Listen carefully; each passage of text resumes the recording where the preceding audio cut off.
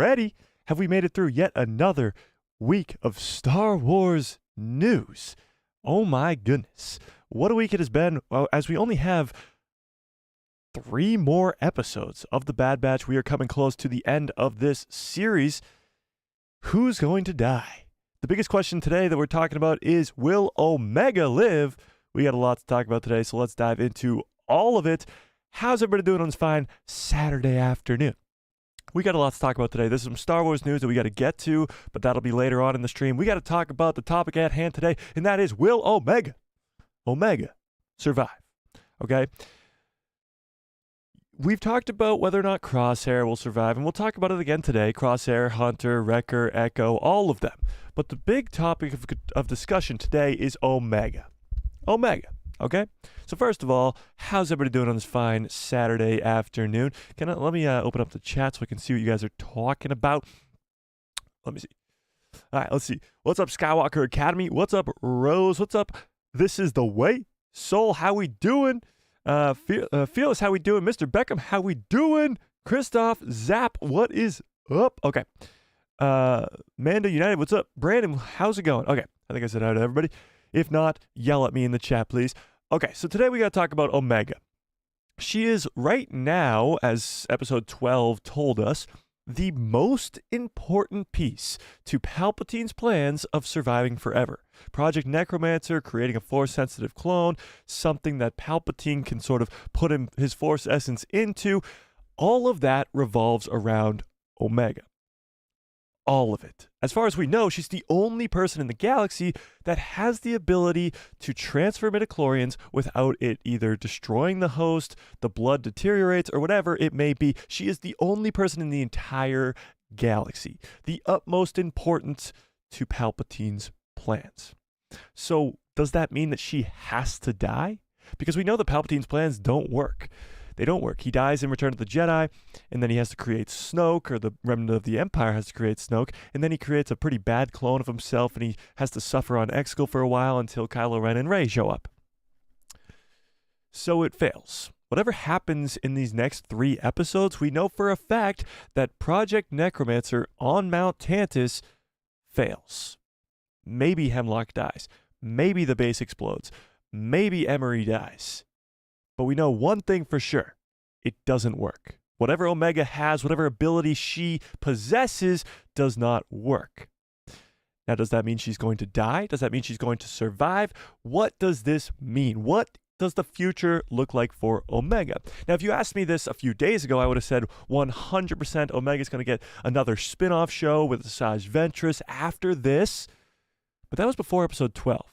And now I've been thinking about this, because episode 12 brought up a huge question that we haven't talked about for weeks, and that is Omega Force sensitive?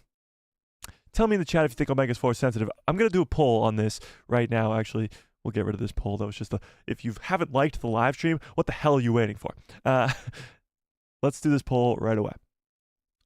Tiffany, what's up? Kit Fisto, what's up? Cat's Paw, how we doing? I love Saturdays because everybody can come by on Saturdays.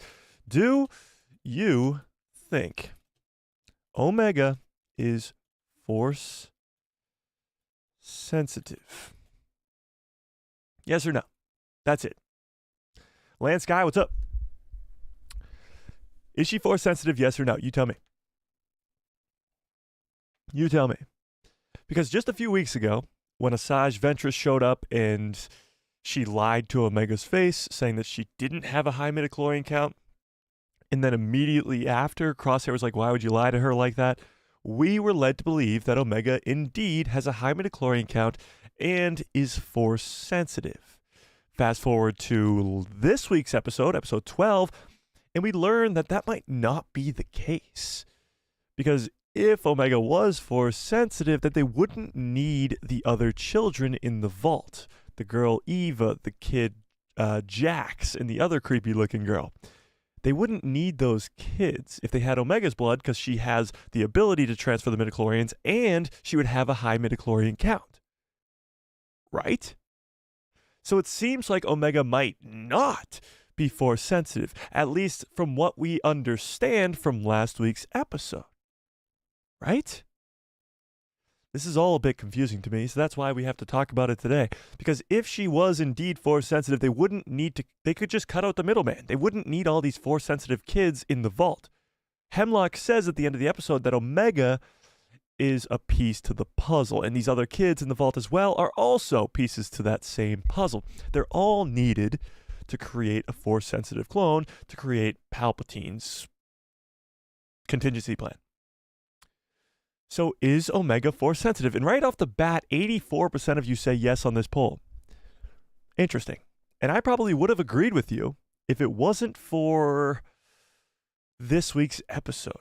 I'm on the fence now. I don't know if I'm 100% there that Omega is indeed force sensitive. Nice shirt. Thank you. Yeah, I got the Grogu shirt on for a reason today. For a reason. We'll get to it. I think Omega and Grogu have a lot of similarities that we haven't really touched upon yet. Yeah. All right, let me see what you guys are saying in the chat. Mr. Beckham says, does Omega die? That's up in the air. That is still up in the air, I think, today. Master Revan, what's up? How we doing? All right, let's put it this way. If Omega does survive, then wouldn't the Empire be hunting her down for the rest of her life, trying to find her, trying to get her blood so that they can continue this Palpatine's plan to create a force-sensitive clone that he can go into and live forever? Wouldn't she be the most important thing to the entire Empire, just like Palpatine said in episode 3 of this season? He said, you can have all the resources you need because this is the most important thing to securing the future of the Empire. So wouldn't that mean if Omega survives this finale or this last 3 episodes, then she would be hunted down by the Empire for the rest of her life? Wouldn't that mean she's the most valuable thing to Palpatine? What do we think?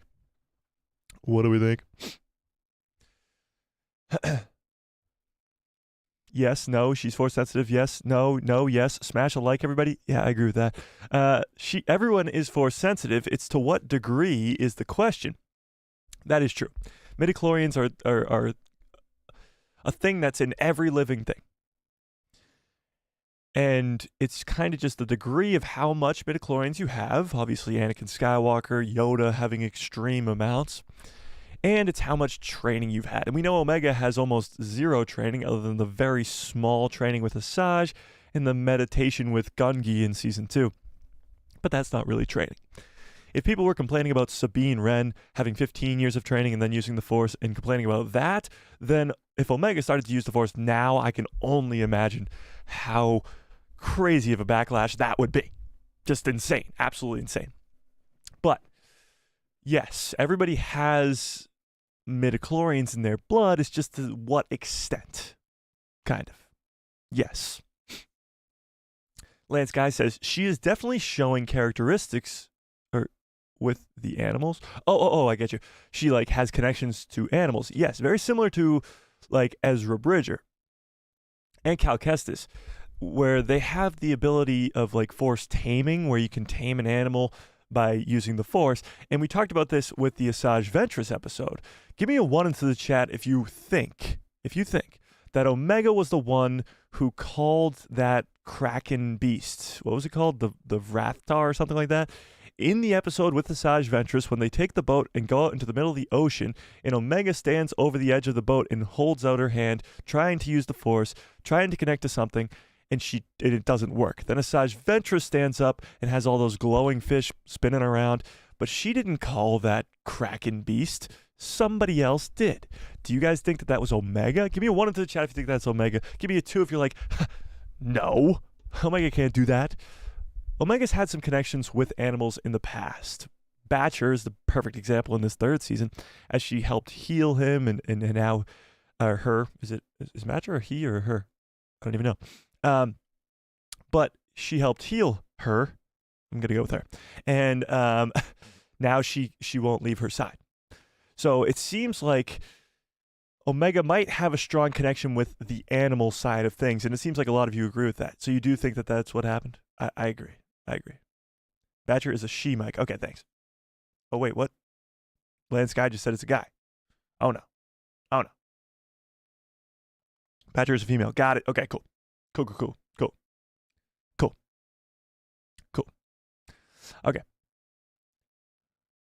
So yeah, the connection to the animals might be a sign of being force sensitive. It definitely was for like Ezra Bridger, but we don't. It's hard to tell. Like, why can't they just take out one of those midichlorian count gadgets that Cad Bane had and all of and Emery had? And why can't they just ask her? Why can't they just put the thing on her and just be like, "Do you have midichlorians?" Why not? Why not? Cat's Paw says, we'll just be listening from work. Oh, don't worry about it. Don't worry about it. Happy you're here. Yeah. Thanks. Master Evan says, the living force is in everyone. The question should be this. Will Omega be trained to enhance her abilities if she has any? Well, yeah, and the only reason that this is a topic of conversation today is because a lot of people don't actually believe that Omega is force sensitive. And I am one, now on the fence, but I was one from the beginning, from the get-go, from episode 1 through 3, because it was a premiere of 3 episodes, that I was like, okay, Omega's force sensitive. Right off the bat, when we realized that her midichlorian count was high enough in the right amount to be what the Empire was looking for, I immediately thought she's force sensitive. But I got some pullback on that big time from a lot of people in the comment sections going, no, that just means that she's a force sponge. That means that all this is happening. And fast forward to today, they were all right. Absolutely, they were right. So it's more of a question of, will she go off and be trained by Asajj Ventress by the end of this show, or will she die because she's the most important thing to Palpatine's efforts in the cloning realm? And if she survives, she'll just be hunted down for the rest of her life. Now, there's this question. There's always this question. What if Palpatine never finds out? I talked about this last time on stream, I believe, but or somewhere I talked about it, I know for a fact, that when Omega comes back to Tantus in this last episode, Hemlock is the only one there to welcome her. I put this in the breakdown video. Everybody else who arrives to Tantus, Nala Se, Lama Su, Dr. Hemlock, Palpatine, they always have like a boarding party. There's a bunch of clones there, there's a bunch of stormtroopers there, there's a bunch of scientists there. Somebody is always there to welcome them in. But when it comes to Omega, Hemlock is the only one there. And it's the middle of the night, which is also very strange. So maybe they're kind of just trying to keep Omega a secret. The only people who really know are Omega, Emery, and Dr. Hemlock. So if at least 2 of them die, and Emery and Hemlock die, and Omega can survive, then Palpatine will never know how important Omega is. Because right now, he has no clue. Palpatine is completely in the dark. He has no idea who Omega is, what Omega is, and how important she is to his project. So if Palpatine doesn't show up to Tantus by the end of this season, then it's likely that he will never know. And then I think Omega can survive. If that happens. But if Palpatine shows up, finds all about Omega, there's no way that she is capable of surviving and not being hunted down for the rest of her life. But that's just me. You tell me if you think something different. Please tell me what you think is going to happen. Do you think Omega's going to die? Yes or no? Thanks, Jay. I appreciate that. Yeah, we hit 45K subscribers on Thursday, I think. Very, very special. I appreciate it. Should we hit the song? Let's just celebrate it. So why not? Why not?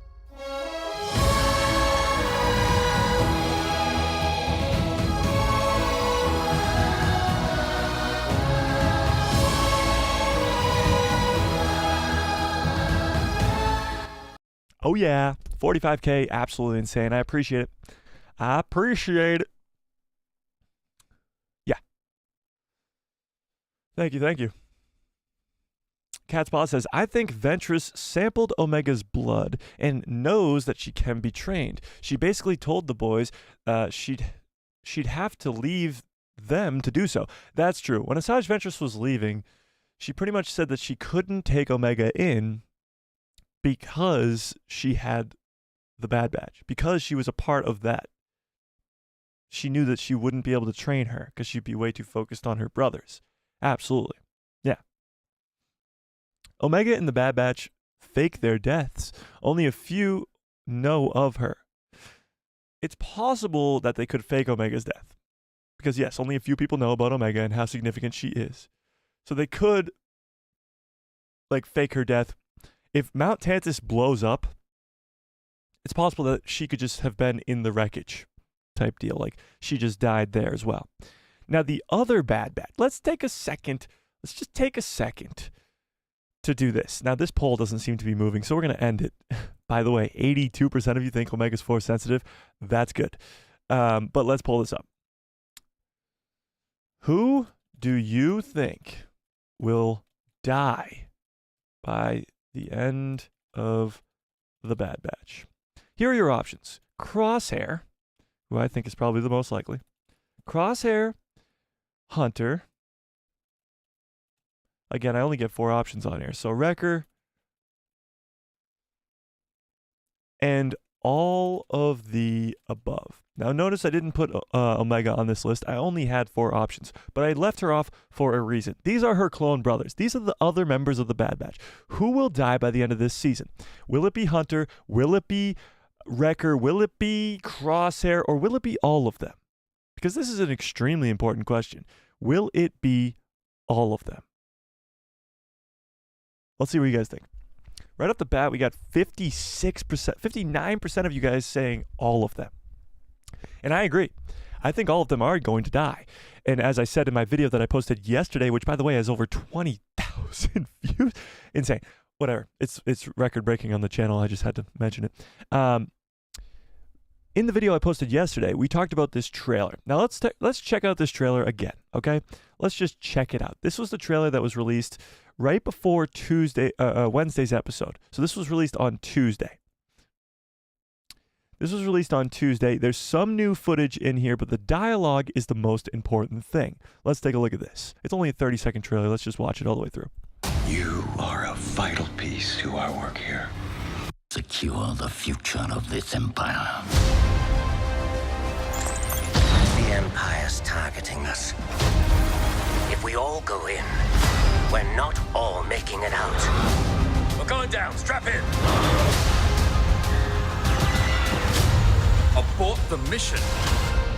Negative. Okay, so a lot going on in this very short trailer, but the dialogue is the most important, like I said in that video yesterday, as Crosshair says this. If we all go in, we're not all making it out. So if we all go in, we're not all making it out. Now, Crosshair in this last episode, episode 12, was really, really keen on never going back to Mount Tantus again. He has the most experience there. He was tortured there. He was experimented on there. He was almost put in the clone assassins program. Like, all this stuff happened to him. He's got the shaky hands now. He's clearly traumatized from whatever happened to him on Mount Tantus. There's still a giant question mark on what really did happen to him there, which I think we'll get a lot more information on in these next 3 episodes. But he knows Mount Tantus better than anybody else. And he knows if we all go in there, we're not coming back. And this is obviously foreshadowing a lot of their deaths in this final 3 episodes. And a lot of people mentioned actually in the comment section that the final episode of this season, episode 15, is titled "The Cavalry Has Arrived." And from what we know, that's the first line that Wrecker says when the Bad Batch show up in the Clone Wars season 7. So it's likely that maybe Wrecker, because that's his line, is going to die in this finale, but it's more likely that the cavalry in question is referring to the Bad Batch.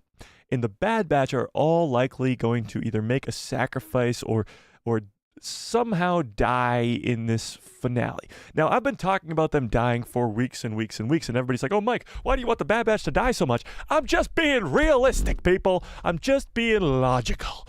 Because this is a very similar scenario to Rogue One. You guys remember Rogue One, right? Only probably one of the greatest Star Wars movies of all time. Fight me.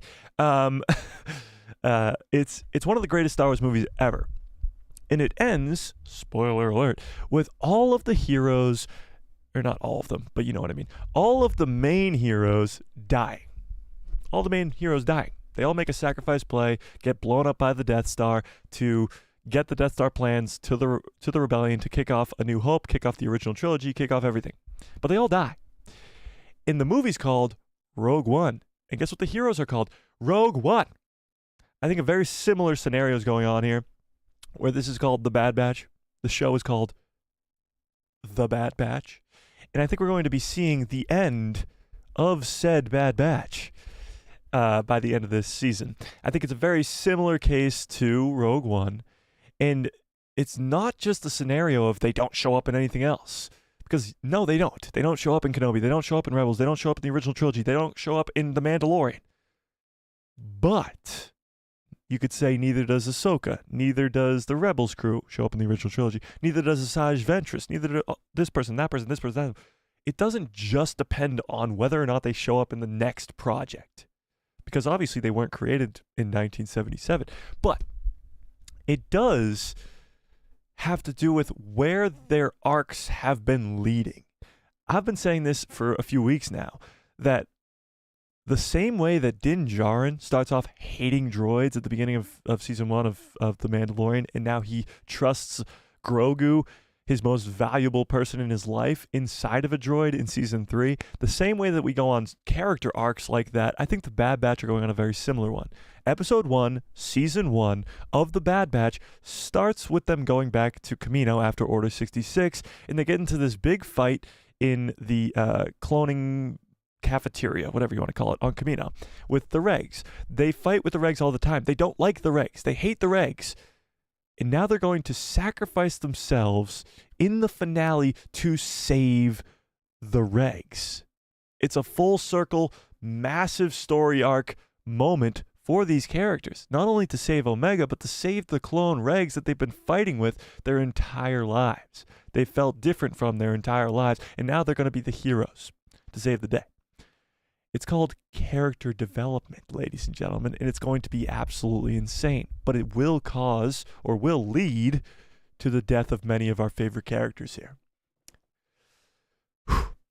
It's going to be tough. It's going to be a tough 3 weeks coming up as we only have 3 episodes left and then the show is over.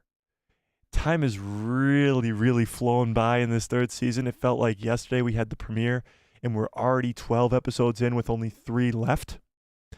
3 episodes left in this entire series, ladies and gentlemen. It's going to be a long one. It's going to be a long, sad end to these Bad Batch crew. But let's go back to this trailer just for a second to the other point I wanted to make, which is the other line after this.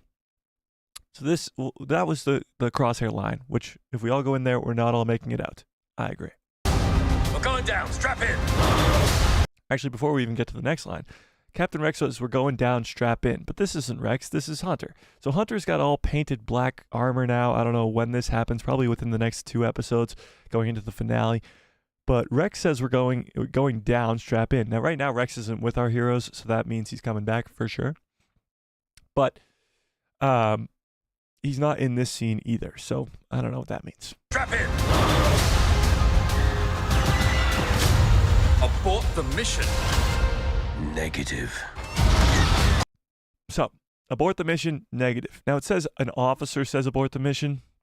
And we argued about this last live stream, but I still think I'm right. This sounds exactly like Rampart. Give me a 1 into the chat if you think this sounds like Rampart. Give me a 2 into the chat if you think it's not Rampart, because I'm 1,000,000,000% sure that this is Admiral Rampart. And if I'm wrong, somebody clip that, please. But this, please tell me how this doesn't sound like Rampart. Abort the mission. I mean, come on. Come on. Sounds exactly like him. Exactly like him. Yeah. Negative. And then, of course, he says negative. So it's abort the mission, negative. And it's likely that that is foreshadowing the death of Hunter as well. But we'll have to wait and see. And it seems like you guys agree with me when I say that they're all probably going to die, as 58% of you say that they're all going to die. So there you go. Seems like we're all on the same page here. All right, let me catch up on some chats really quickly so I don't get too far behind. Tiffany says, I don't think Palpatine knows of Omega, right? Yes, not yet, at least. Therefore, if they blow up Mount Tantus and Hemlock dies, then she could be safe from the Empire. Yes, as long as Palpatine doesn't find out about Omega, then she can survive. True. Yes. Badger is a Shema? Yes, Badger is a Shema. Maybe it wasn't really called, though? What? Maybe it wasn't. Oh, you're talking about the Kraken thing. Maybe it wasn't really called, though. It could have just been feeding time, and it followed the boat out there. Yeah, it could have been. Could have been. For sure. Ventress said she didn't indirectly call the Kraken. Or she didn't purposely call it, is what you're saying. She thought she didn't call it, but she did, kind of deal. Maybe. Maybe. I'm sure Palpatine knows about Omega, but he doesn't. Because right now, the only people who know for a fact that Omega has this blood that has the ability to transform midichlorians is Emery and Hemlock. They were the only two in that facility that were in the room at the time to find out. And it seems like a lot is being kept a secret on Mount Tantus anyway. There's a lot that we still don't even know about Hemlock himself. But even the people who work at the facility don't even know what's going on inside the vault unless they work inside the vault. So it seems like a lot of stuff is just being kept a big, tight secret. For now, at least. Soul says, Asajj uses both the light side and the dark, and therefore attracts peaceful and not so peaceful creatures, which I thought was quite nice to see. Interesting, because she has kind of the balance of the dark and the light. That is kind of a cool way to look at it, I must say. They get those from the Empire and the Republic when it was still viable. There were probably like O2 sensors. What are you talking about? What are you talking about? Oh, the midichlorian testers. Oh, I get you. Ellie, what's up? Lance Guy says, I feel like she's going to die, Omega that is, because of the fact that she feels so bad about people losing fly in here, losing their lives over her. Yeah, she's going to be pretty broken if the rest of her Bad Batch brothers die and she survives. That's why I think she might go down a darker path, and Asajj Ventress will be the perfect mentor to keep her sort of down the straight and narrow. Yeah. Is Palpatine's cloning project successful this early? I thought he did that in the sequels. Could be wrong. Yeah, no, it's not successful this early. So whatever happens in these next 3 episodes, Mount Tantus is likely to either blow up or the research done there is lost somehow. So it's likely that it's going to be blown up. But Palpatine's cloning efforts aren't successful for a long time. And actually, I was doing some research. I'm working on a video that's going to come out tomorrow with Rey's parents, because a lot of people are like, oh, Omega might be Rey's mom. No, she's not, but I'm working on a full video about it, okay? Regardless, Rey's dad is Dathan, who's a unforce-sensitive clone of Palpatine who was born on Exegol in the year 12 BBY. So 12 BBY. Currently, the Bad Batch takes place in 18 BBY, so only 6 years before that. Meaning Palpatine moves to Exegol and has already a clone son in 6 years. So I actually think the end of this show could see Palpatine moving to Exegol because Tantus is going to be blown up and he's going to lose all of that research. And he's going to be like, okay, we got to go somewhere where nobody's going to find us, and that is the Sith planet of Exegol. But that explains why he's on Exegol. And that explains a lot of how far his cloning efforts go. Mount Tantus will be destroyed, even though they came so close, they came so far, and it's going to be destroyed. He's going to have to go back to square one, move to Exegol, and start over, pretty much. Yeah. She's been taming Batcher, though, without even realizing it. Yeah, kind of. General Grievous, what's up? Honey Badger, what's up? Says, Omega will survive because we need the big 3, Mando, Omega, and my wife Sabine. I don't know if that's a big 3, but I would love to see Omega in live action. Do you guys think if Omega does survive, then she will show up in live action in like The Mandalorian or something? Do you guys want to see Omega in live action? Let's put it that way. Ellie says, very off topic, but The Chosen Season 5 began filming on the 11th, and I can't wait for the behind-the-scenes content on Sunday. That is very off topic. Just kidding, I appreciate it. The connections to the Bad Batch is stronger than the Force. I don't know about that. Paul, what's up? Sabine's M count has to be high, given the fact that she was able to literally save and push Ezra onto Thrawn's ship. Yeah, Sabine's count is probably pretty high, but she also has years and years and years and years and years and years and years and years of training. Yeah. Oh, because they're 3 Force-sensitive Mandos. Yeah, but Din Djarin's not Force-sensitive. Grogu is. Supernova, what's up, says, either all the Bad Batch die or none of the Bad Batch die. Interesting. So season 2 ends with obviously Tech's death, and a lot of you think that Tech is coming back as the clone assassin. We'll talk about it later. But not many of us saw that coming. Not really many of us were like, oh, Tech's going to die at the end of this season when we were watching season 2. That was a big surprise to most of us. Now, it seems like you're probably right, that it's either all of them or none of them. And it's more likely going to be all of them. But they've been throwing curveballs at us all season. And it could be possible that they might do it again. We might see the death of a few of these characters, but not all of them. That is definitely possible. It could be. It could be. By the way, 51% of you still think that it's all of them that are going to die. All the Bad Batch will die except for Omega. I think that's probably the most likely scenario. But if Omega's as important as we are led to believe that she is, and Palpatine knows about that, she might have to die. Which would be tough. Lance Guy says, can we trust Ventress with Omega if she was once a dark side Force user? Yes. I think Ventress has gone on this arc completely now. She's come back to the light. She sacrificed herself for Quinlan. And we need a lot more explanation to her character. I still think we will get that in a Tales of the Jedi Season 2. Who knows when that's going to come out now, because Tales of the Empire has sort of taken that role for May the 4th, which is great. I can't wait, but I want to see Asajj Ventress and how she survived the death that she has.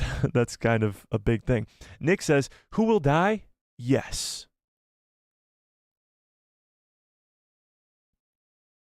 Logical.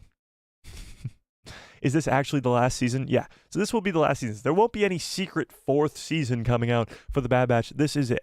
This is it. This is it.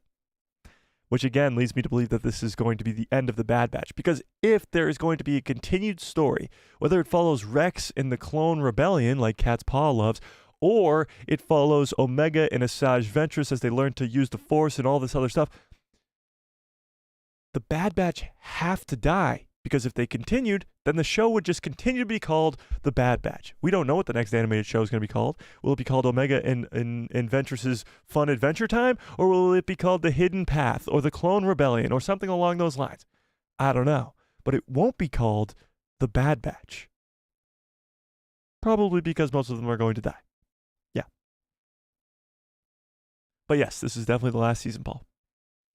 Omega will live with all the items left over to be a collection with Tech's goggles. Yeah, it would be cool if she got like all of their helmets or something somehow. I don't know, but just a thought. I still have a feeling that Wrecker makes it out of there with Omega, but again, what good will Wrecker do if he survives? You know? Like, how is he going to help Omega in any sort of future endeavor if he survives? What is his point after that? You know? Fearless says, I won't vote. I'll wait till the end to see who doesn't make it in the end. Okay, fair. Fair enough. Fair enough. I think it's most likely that they're all going to die.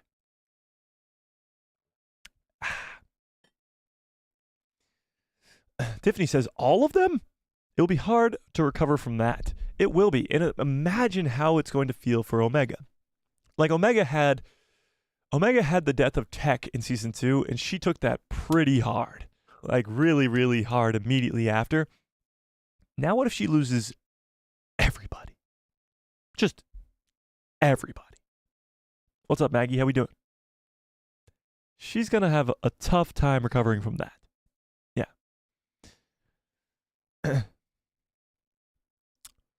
Yeah.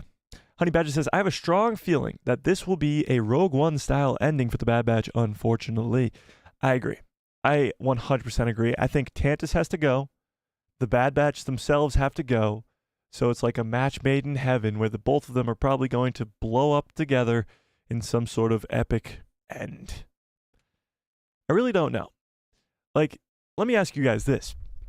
The Cavalry Has Arrived is the title of the last episode.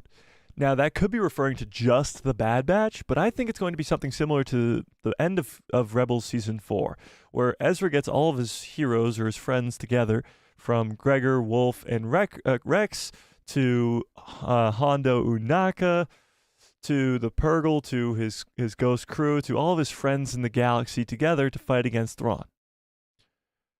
If that's a very similar thing that's happening here in this third and final season, who do you think is going to show up to help aid Clone Force 99?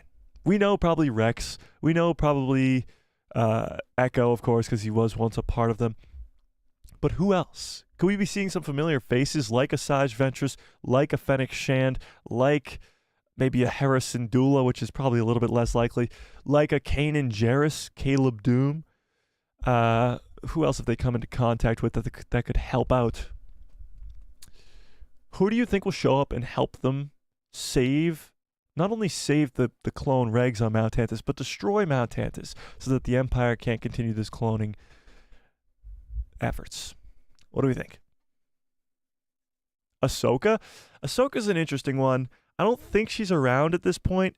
From Tales of the Jedi Season 1, we are led to believe that it takes a while for her to come back to the fight. You know? She gets hunted down by that Inquisitor. We saw that Inquisitor in the Tales of the Empire trailer. So it's likely that we might have to wait a while until Ahsoka comes back into the play. She becomes Fulcrum in Star Wars Rebels. But isn't that like years and years and years later? Yeah. I hope they give us Task Force 99. That would be pretty cool. But wouldn't that involve them turning evil? We got over 60 people in the chat right now. What's up, everybody? Can we smash a freaking like on the stream? What the hell? How many likes do we even have on this thing? What the fuck? 36! 36! This is where the fun begins. Soul says, we don't know Sabine's M count either. That's true. Her connection simply faded, or she was closed off because of her past/upbringing. Yeah, the Mandalorian stubbornness is kind of what did that to her, for sure. Yeah. Sad movie? Yeah, it is. Where do you guys rank Rogue One in your favorite Star Wars movies? Is it top 3, top 5, top 10? That would be, yeah. Where is Rogue One on your list?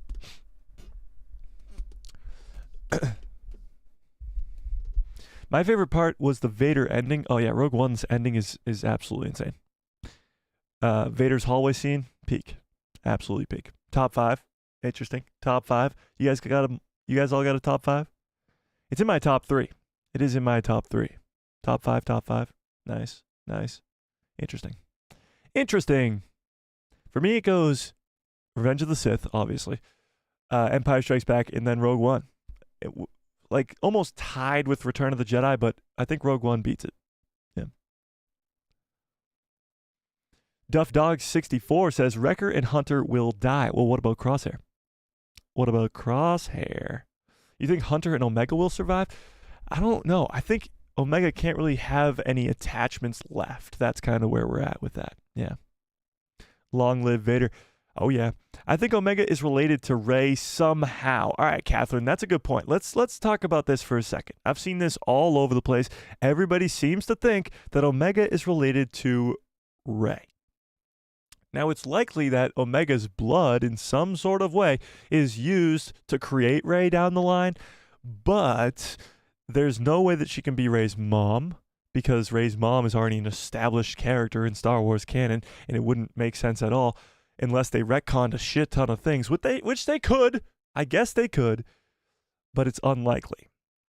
Could her blood be spliced together with some other blood, like Grogu's blood or Luke Skywalker's blood or whomever's blood, to create Dathan, which is Rey's dad, a clone of Palpatine?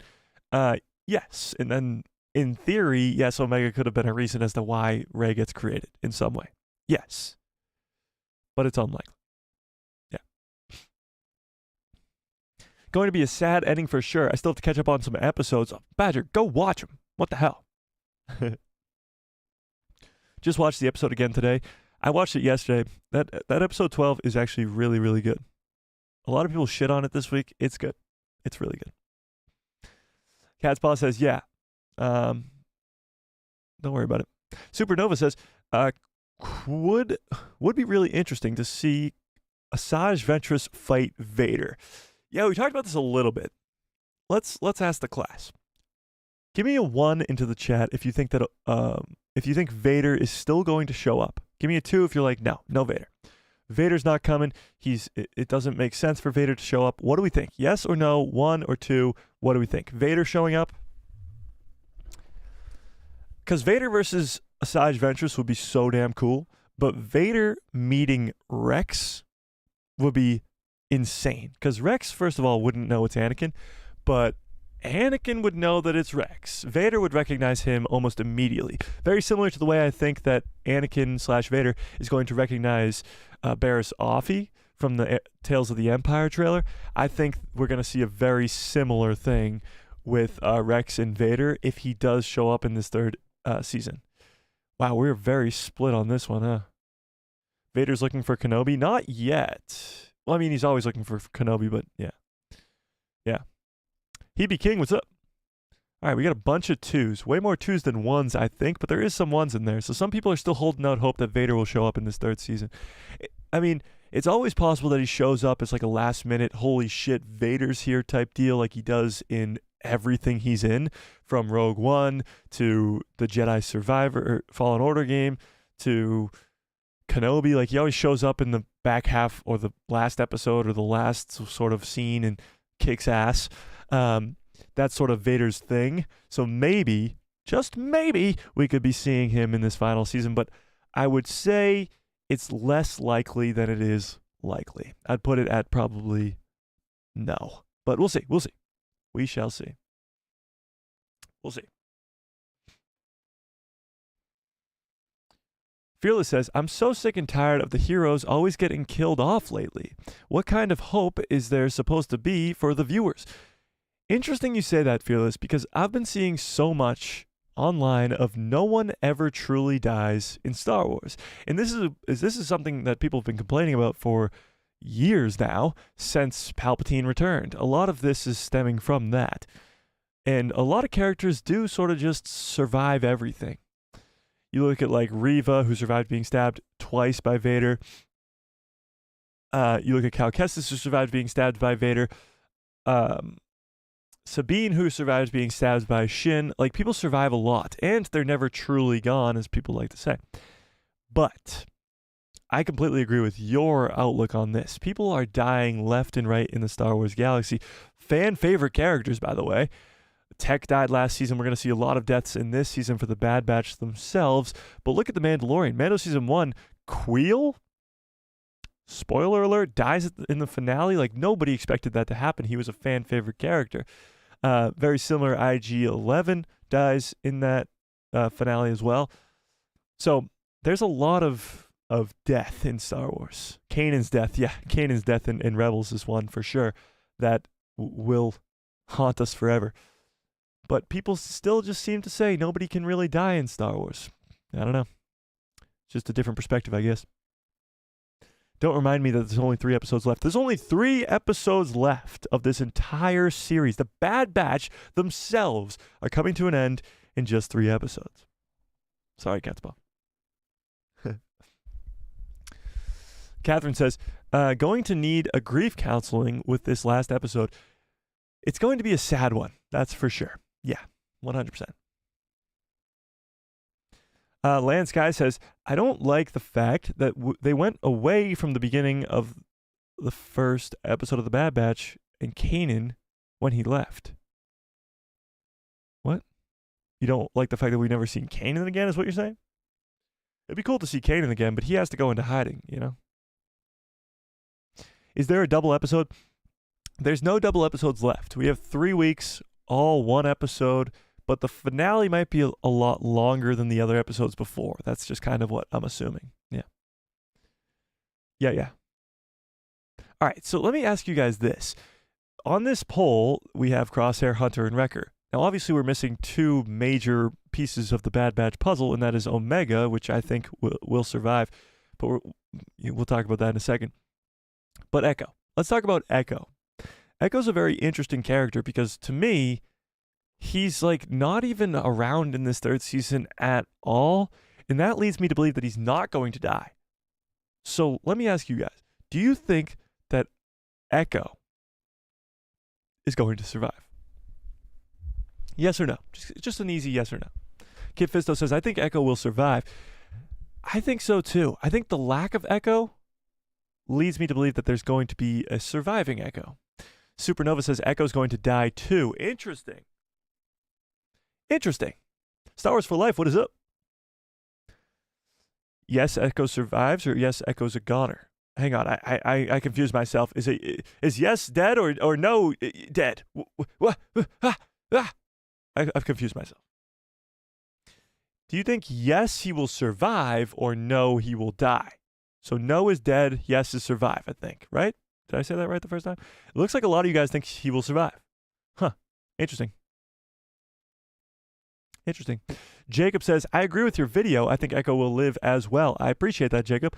And yeah, I agree. I think he just hasn't been shown, and if he was going to be shown, then he will be here. Yes, simply because Echo's been through it all, you can't kill my boy. That's true, too. Echo has already died. In theory, he already died. He died in the Clone Wars, or we thought he died, and then he came back. He was part robot, and we saved him in Clone Wars Season 7, and now he became a member of the Bad Batch, and now he's helping out Rex. Yeah, I don't think he should die again. Nick says he dies in the next show.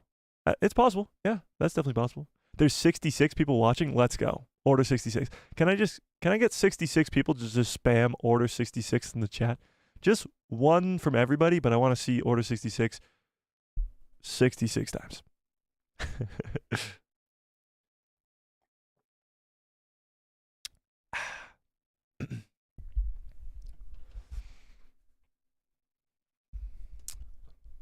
I like how much power I have now with all these people in my chat. This is awesome. Can I get everybody to just write maybe, yes, no, maybe no, yes, maybe no in the chat? Can we just do that? Can we do that? Can we do that? Can we do that? Can you guys do that? Okay. Where was I? Oh no. Just scroll down to the bottom. No, my chats are gone. Hang on. I can scroll back up. We can save this. Oh, here we go.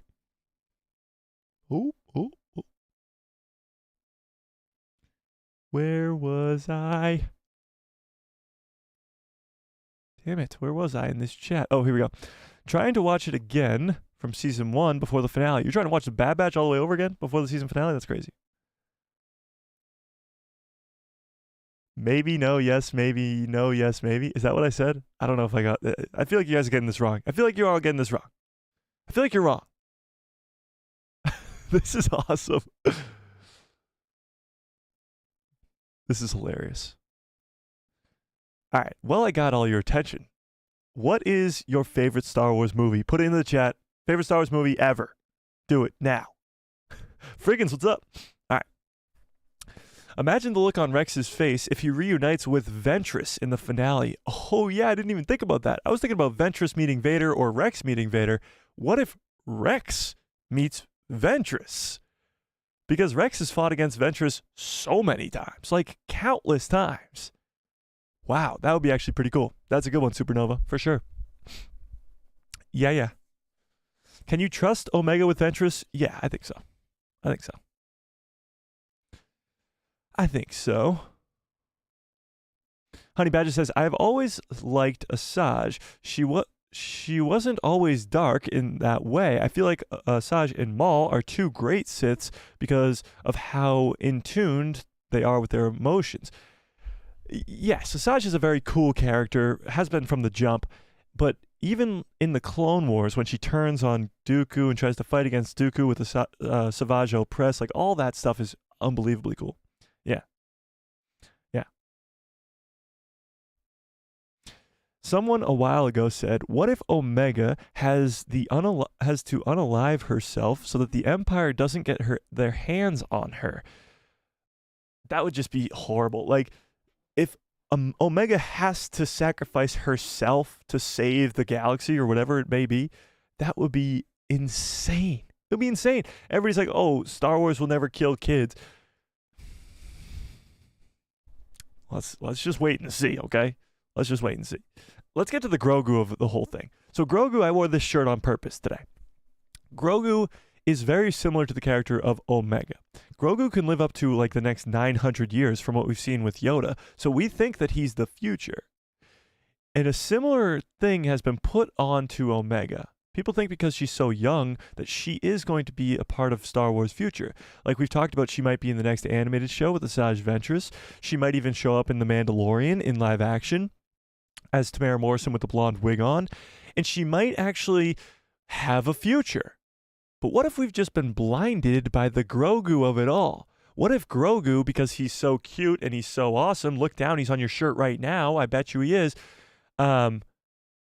what if we've all just been distracted and Omega really doesn't have to live through all of this? And it's likely that she could see the end of her own character because she is so important to the Empire in this final season. Omega was introduced in Season 1, Episode 1 of this show. Not the Clone Wars, like the Bad Batch were introduced in, of this show. Now you might say, Mike, why would they introduce a character like Omega as a kid in a show and not extend her character beyond that show? Well, we've seen many characters only exist in one show, like we just talked about, Kanan Jarrus, Queel, all the characters of Rogue One, like all these characters, you get introduced to them and then they die in the same project. It's not something that's never happened before. We've all just become accustomed to the fact that Omega will survive. But what if that's not the case? What if Omega is so important to the Empire that she has to die? And it's not just the Bad Batch, Hunter, Wrecker, Crosshair that die, sacrificing themselves to blow up Mount Tantus, but it's Hunter, Wrecker, Crosshair, and Omega that sacrifice themselves and blow up Mount Tantus. Yes, the next animated show could follow the Clone Rebellion with Rex and Hauser and Echo and whoever else, Gregor, Wolf, and maybe how they start a rebellion against the Empire. Because there's still a ton of clones left, clone regs left, that don't show up in anything else beyond Rebels. There can still be that show. But then what about Omega? We're just all assuming that Omega is going to survive. That's why this is the title of the stream today. It came to my realization that we've just become accustomed to the fact that Omega will survive because she's a kid, because Star Wars would never kill off kids, because she's got a future. No, she doesn't. She's not in anything. She's not in anything. And not that that's the only actual evidence to suggest that she's going to die. But Omega is the most important thing to the Empire. The most important thing. What's up, Mark? From England? Nice. How we doing, Mark? How's the weather over there in England? She's the most important thing to the Empire. So what if she dies? Or what if she has to die to stop Palpatine's cloning efforts? Anakin did kill Padawans at the Jedi Temple. Yeah. The best Star Wars movie has a whole scene where Anakin goes in and kills all the younglings. So don't tell me that kids don't die in Star Wars. Star Chip, what's up? So I'm going to end this poll. And I want you guys to really think about this. Before you just answer willy-nilly, no, they can't kill off a kid. They can't kill off a kid. I want you to really think about this. Do you, or let's put it this way. Yeah, let's put it this way. Do you think Omega will, or let's put it this way. Will Omega survive? Yes or no? Really think about it. Really think about it. There's no way they kill off Omega. Okay, well, let's see where this poll ends out at. I got a feeling it's going to end out. Let's see. Rick says, so looking forward to the last 3 episodes. This series has been so good. Oh, 100%. This series has been unbelievable. This 3rd season has been incredible. But we'll see. Supernova says 60-40 that she survives. Interesting. Wow, actually, this is lower than I thought. We're only at 80% of you guys saying, yes, she will survive. Interesting. Omega could fake her death. That's also a possibility. Yeah. And by the way, who do you think will die by the end of the Bad Batch? 47% of you said all of the above. 21% said Crosshair. 20% said Hunter. And only 10% said Wrecker. Crazy. Crazy. All right, let me scroll back up here.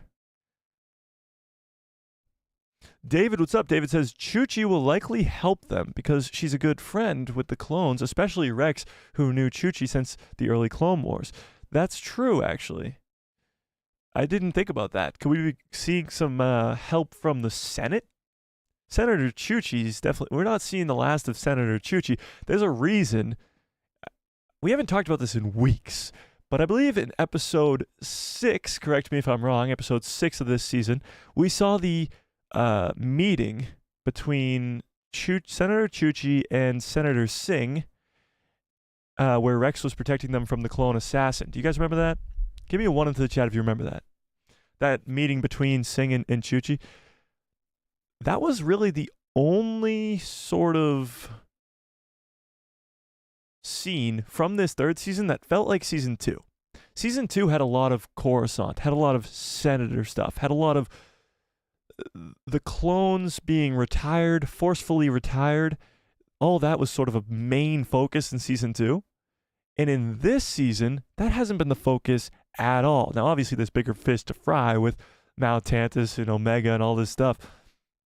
But that stuff is still important. The Senate of the side of the Senate is very, very important.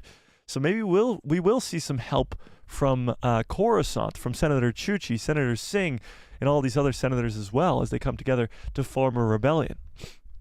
Because we know, of course, Bail Organa is still in the Senate, and he's still trying to start a rebellion as well. We got Luthen and Andor and Mon Mothma as well.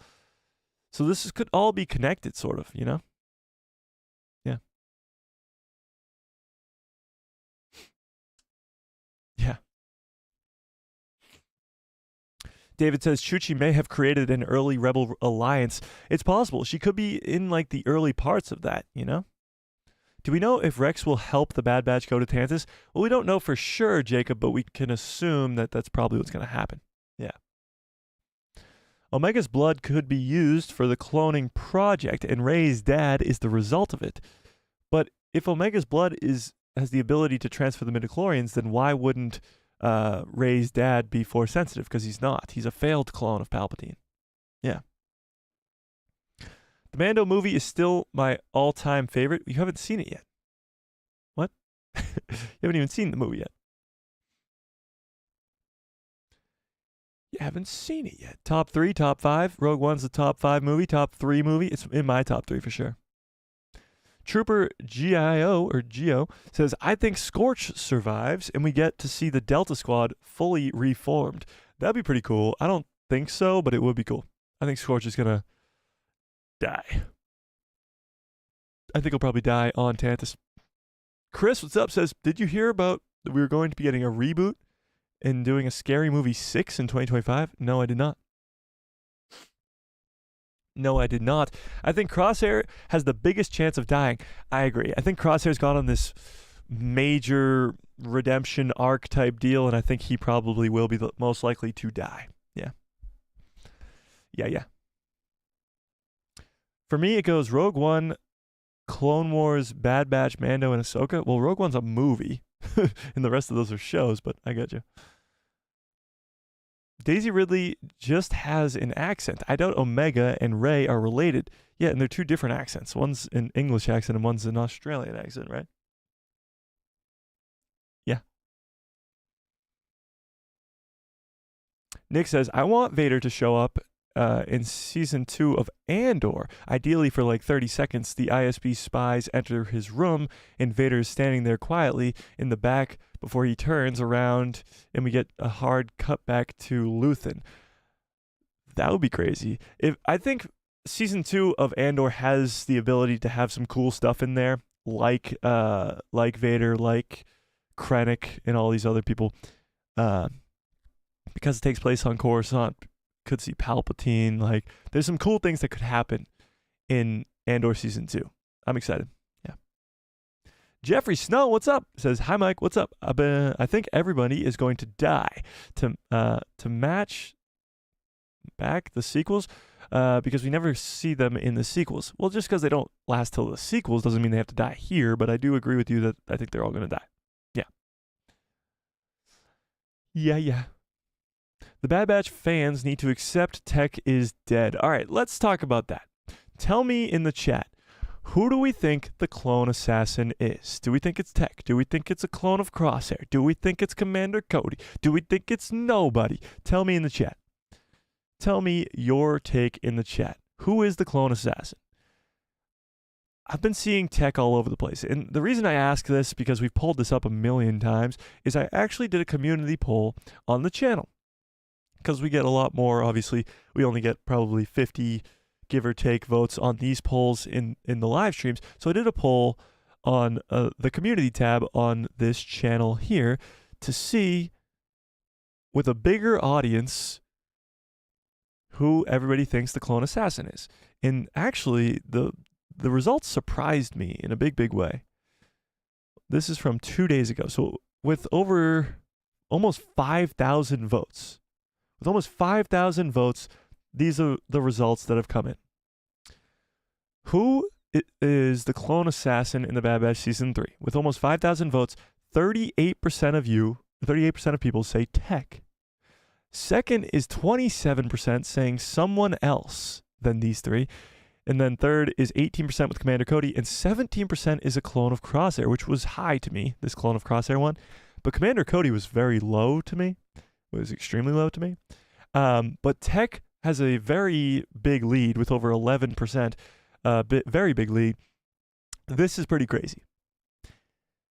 I just don't see it being Tech. I get it. I get the evidence is there. The clone assassin said domicile in episode 10 or whatever it was, and Tech said domicile in season 2. I get that they found Tech's body because they found the goggles and gave them back to the Bad Batch. I get it. There's a connection there.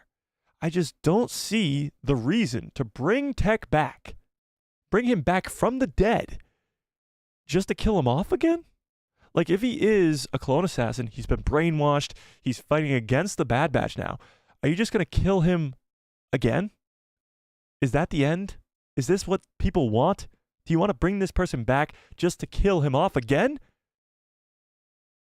I say, let the man live. I mean, let the man die, stay dead. Let the man stay dead, sure. And let's have this clone assassin be somebody else. My favorite on this list, if I were to vote, which I didn't, I don't think I have the ability to because I posted it, Commander Cody would be my vote. And here's why. Commander Cody would mean a lot to Crosshair, specifically because he had that whole arc with him in season 2, but it would also mean a lot to Rex. A lot to Rex. And if Rex is the one who kills him, it would just be extremely poetic, and it would mean a lot because in Star Wars Rebels, Rex wakes up from his nightmare and he's like, "Oh, Cody," and he's like yelling about Cody. Maybe it's because he accidentally killed Cody, but also because it would be the second most important clone, in my personal opinion. It goes Rex, and then it goes Cody, and then it goes everybody else. You probably say like Fives is in there, Clone 99 is in there. The Bad Batch aren't really on this list because they're different. But it goes Rex, and then it goes Cody. Those are the top 2 clones in order. So Cody's not just going to go AWOL like he did in Season 2 and then never come back. It just wouldn't make sense. It wouldn't make sense at all. They need an actual ending for this character. And knowing Dave Filoni, he likes to do very dramatic and sad clone ends. He's probably going to do an extremely sad and poetic end for Cody and Rex, but Rex probably won't happen for a long time. But Cody being the clone assassin and having Rex be the one to kill him would be absolutely insane. Absolutely insane. But this is where the numbers lie, and 38% of you guys think that it's Tech. I can't wait. I literally cannot wait to find out who the hell is under that mask, because we've been talking about this for weeks. Probably months, honestly, at this point. Like, close to 8 weeks, I would guess. So close to 2 months we've been talking about who the hell is under that mask, who is the clone assassin. Actually, let's look. Let's go on the channel and try to find the first live stream where we talked about the clone assassin. Let's see. This one was from 4 weeks ago. Who's the clone assassin? We talked about that there. Clone assassin. Anywhere? Okay, that's from before then. So the clone assassin is also in this, or I should say Tech is in that thumbnail too, so about a month ago. So we get about a month ago of live streams where we've been talking about this clone assassin this entire time. So I just can't wait to find out who it finally is. Honestly, if it's nobody, I'll be okay with that. I think I'll live, but I really hope it's somebody, and I hope it's Commander Cody.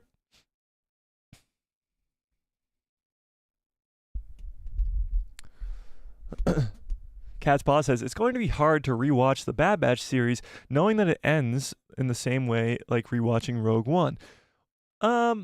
Yes and no. I think going back to rewatch the Bad Batch will be cool even if they do all die, because then you'll be able to hang out with these characters again, and you won't be able to in any other Star Wars project.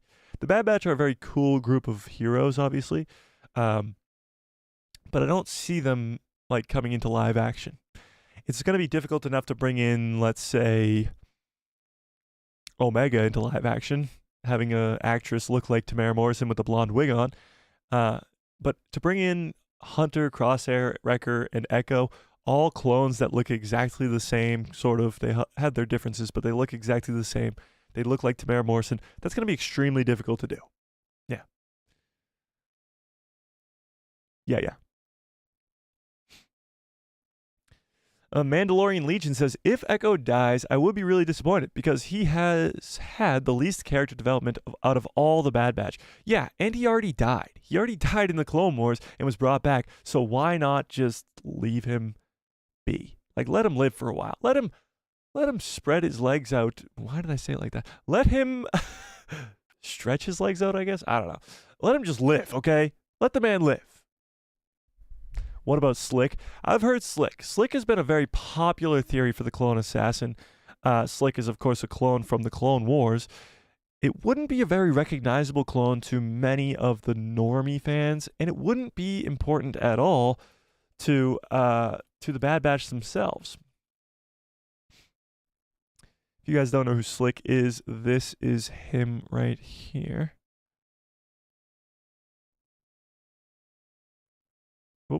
My big ass head's in the way. This is Slick right here. You remember him from when Crosshair sort of, not Crosshair, Rex had to like arrest him or whatever.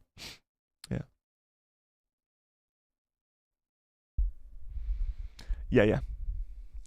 Sorry says, it would be a waste of a character if he dies. I completely agree, because they spent so much time to bring back Echo in Season 7 of the Clone Wars. Why kill him off? Come on. Friggin says, if they kill him and green smoke comes out, I'm done. If they killed the clone assassin and green smoke comes out, imagine the fan backlash. It would be interesting, though. Where's all this green smoke coming from? Hilarious. Hang on, let me just count how many Order 66s are here. 1, 2, 3, 4, 5, 6, 7, 8, 9, 10, 11, 12, 13, 14, 15, 16, 17, 18, 19, 20, 21, 22, 23, 24, 25, 26.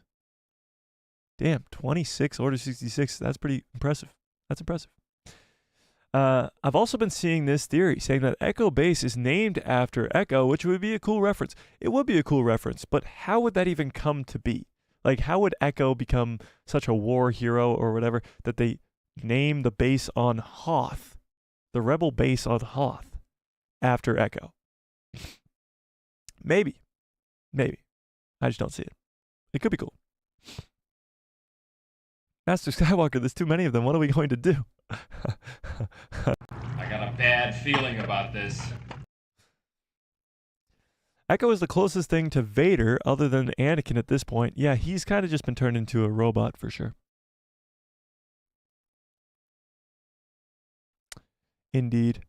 All right, let's see what you guys' favorite Star Wars movies is. Rogue One, there you go. Revenge of the Sith, A New Hope, Revenge of the Sith, A New Hope, Revenge of the Sith, Empire Strikes Back, Return of the Jedi. Interesting. The one where all the younglings die? Okay, interesting. Revenge of the Sith, Empire Strikes Back, Revenge of the Sith, Empire Strikes Back, A New Hope. Fascinating. David says, Echo will survive somehow, but does he survive and go with Rex, Wolf, and Gregor? He's not there with them in Rebels, so I doubt it, but we'll see. I could see the finale being very Rogue One-like, with Omega being the Death Star plans and the Troopers being the Bad Batch. Yeah, I could see that too. Omega being the one who saved. She's like the key to all of this, so she gets saved because she's so important to everything. Yeah, I could see it being very similar to Rogue One. Yeah. Disney just invested in Epic Games, meaning we are going to see Captain Rex hitting the griddy in Fortnite at some point. Oh my god. This is where the fun begins. Yeah, so we talked about this a few weeks ago, actually. Disney has invested over $1.5 billion in Epic Games, and they're making this like Disney sort of land, for lack of a better word, in Fortnite. And yeah, you'll probably be able to hit the griddy with Captain Rex and all the Star Wars characters, I would guess. Yeah. Yeah. Yeah. Morganth86 what's up says, I don't think Disney has courage to kill off a kid. Well, they killed off a lot of kids already, so I wouldn't say that. Honey Badger says, ha ha ha, this is a kid show. It is a kid show, but it's going to be a very sad end to a kid show. That's what I'm saying. Like, they call Clone Wars and Rebels kids shows. Kanan's death, the end of Clone Wars Season 7, that's made for kids to watch? I don't know about that. If I had a kid, I wouldn't be showing them Kanan Jarrus's death, his sacrifice as he gets blown up into this fiery blaze. I don't know about that. Mando United says, looking forward to the Mando movie. My new life-size scale Grogu arrived today. You got a life-size scale Grogu? That's sick. Mando United, are you in the Discord? If you guys aren't in the Discord, there's a Discord in the description below. Go join it. And if you want to become a member, because best way to support the channel, it's only 99 cents. Do it. Regardless. Mando, send a picture of that Grogu to the Discord. Yeah. Jared on TV, what's up? Jared says, I have decided that I am not watching any more Bad Batch until the last episode. I can't deal with this one episode release per week on Disney+. It's so much better to binge watch. Interesting. A lot of people actually agree with you, Jared. I don't, but there are people who say that. They would rather just binge watch an entire show all at once. I completely disagree. I think speculating in between weeks and actually having to wait The anticipation makes it so much better. Because if you could just click through, like, if all 15 episodes of this Bad Batch season came out at once, we would all have just watched it in one day. And then we would have been like, well, now what do we do? You don't have the anticipation every week, the predictions every week, the looking forward to something every single week from Star Wars. It would just be a one-off thing. So then you'd be like, what's next? I like having to look forward to something every week. What do you guys think? Give me a 1 if you say once a week releases, like every week for 10 weeks, whatever it is. Give me a 2 if you say release it all at once. Release it all at once is 2. And then once a week is 1. What do we think? What are we thinking? I'm 100% on the 1 board. Actually, I'm going to type 1 into the chat right now because I have to. That's pretty funny. I don't think I've ever typed in the chat here during a live stream. But I had to put a 1 in there because that's I could not disagree more. I love the 1. Yeah. It seems like all you guys think so too. Nice. Nice. Oh, rule of 2 is in the chat. What 2 Sith are you? All right. My prediction is the Empire is gonna keep Omega. Ooh, what if this ends like horribly? Not only do the Bad Batch die, but they lose, and Omega is still captured by the Empire. Imagine that. Imagine that. Oh my goodness, that'd be crazy. That would be crazy. Mark says, good evening from England. No way, I'm only at Mark's chat. That was like a million years ago. I appreciate it, Mark. What's up? Nick says, Omega's death isn't on the table because of age rating. True, but she could continue to be captured by the Empire. That would be wild. Will Omega have babies? I don't know. The Wizard Cat. Great name. I don't know. We'll see. We shall see. Mandalorian Legion says, they could make it where Omega fakes her death and they get to get the Empire off her back. Yeah, they could do that. They absolutely could do that. And then she has to go into hiding for a long time. Yeah, could be. Empire rarely wins in Disney Star Wars. Rarely. True. But not always. The bad guys do win every once in a while. And Rogue One is the perfect example of that. Yeah.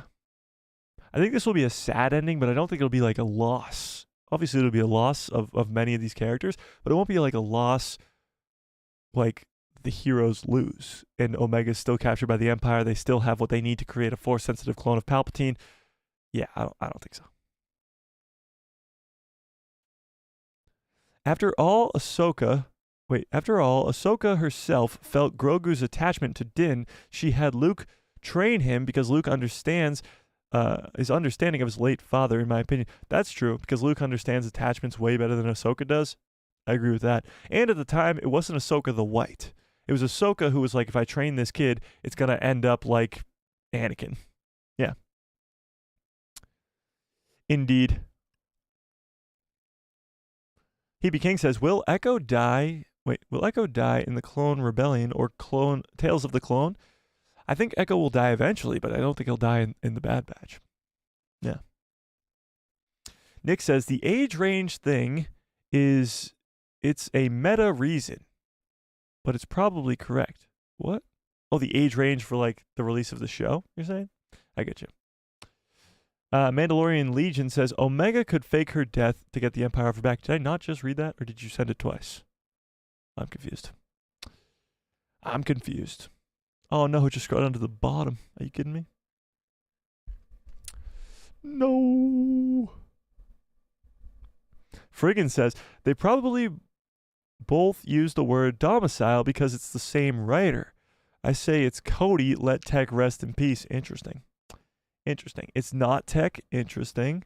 Clone of Crosshair. Ooh, we got a few clone of Crosshairs. What's up, Charlotte? A clone with all the Clone Force 99 traits, possibly a female. That would be crazy. That would be pretty crazy. It's nobody. Interesting. Cody and Tech aren't skilled enough with a sniper rifle. Cody would be. I mean, he's not like that skilled with it, but he would be more skilled than most. Tech is alive. I feel it. I said it since the finale of last season. Interesting.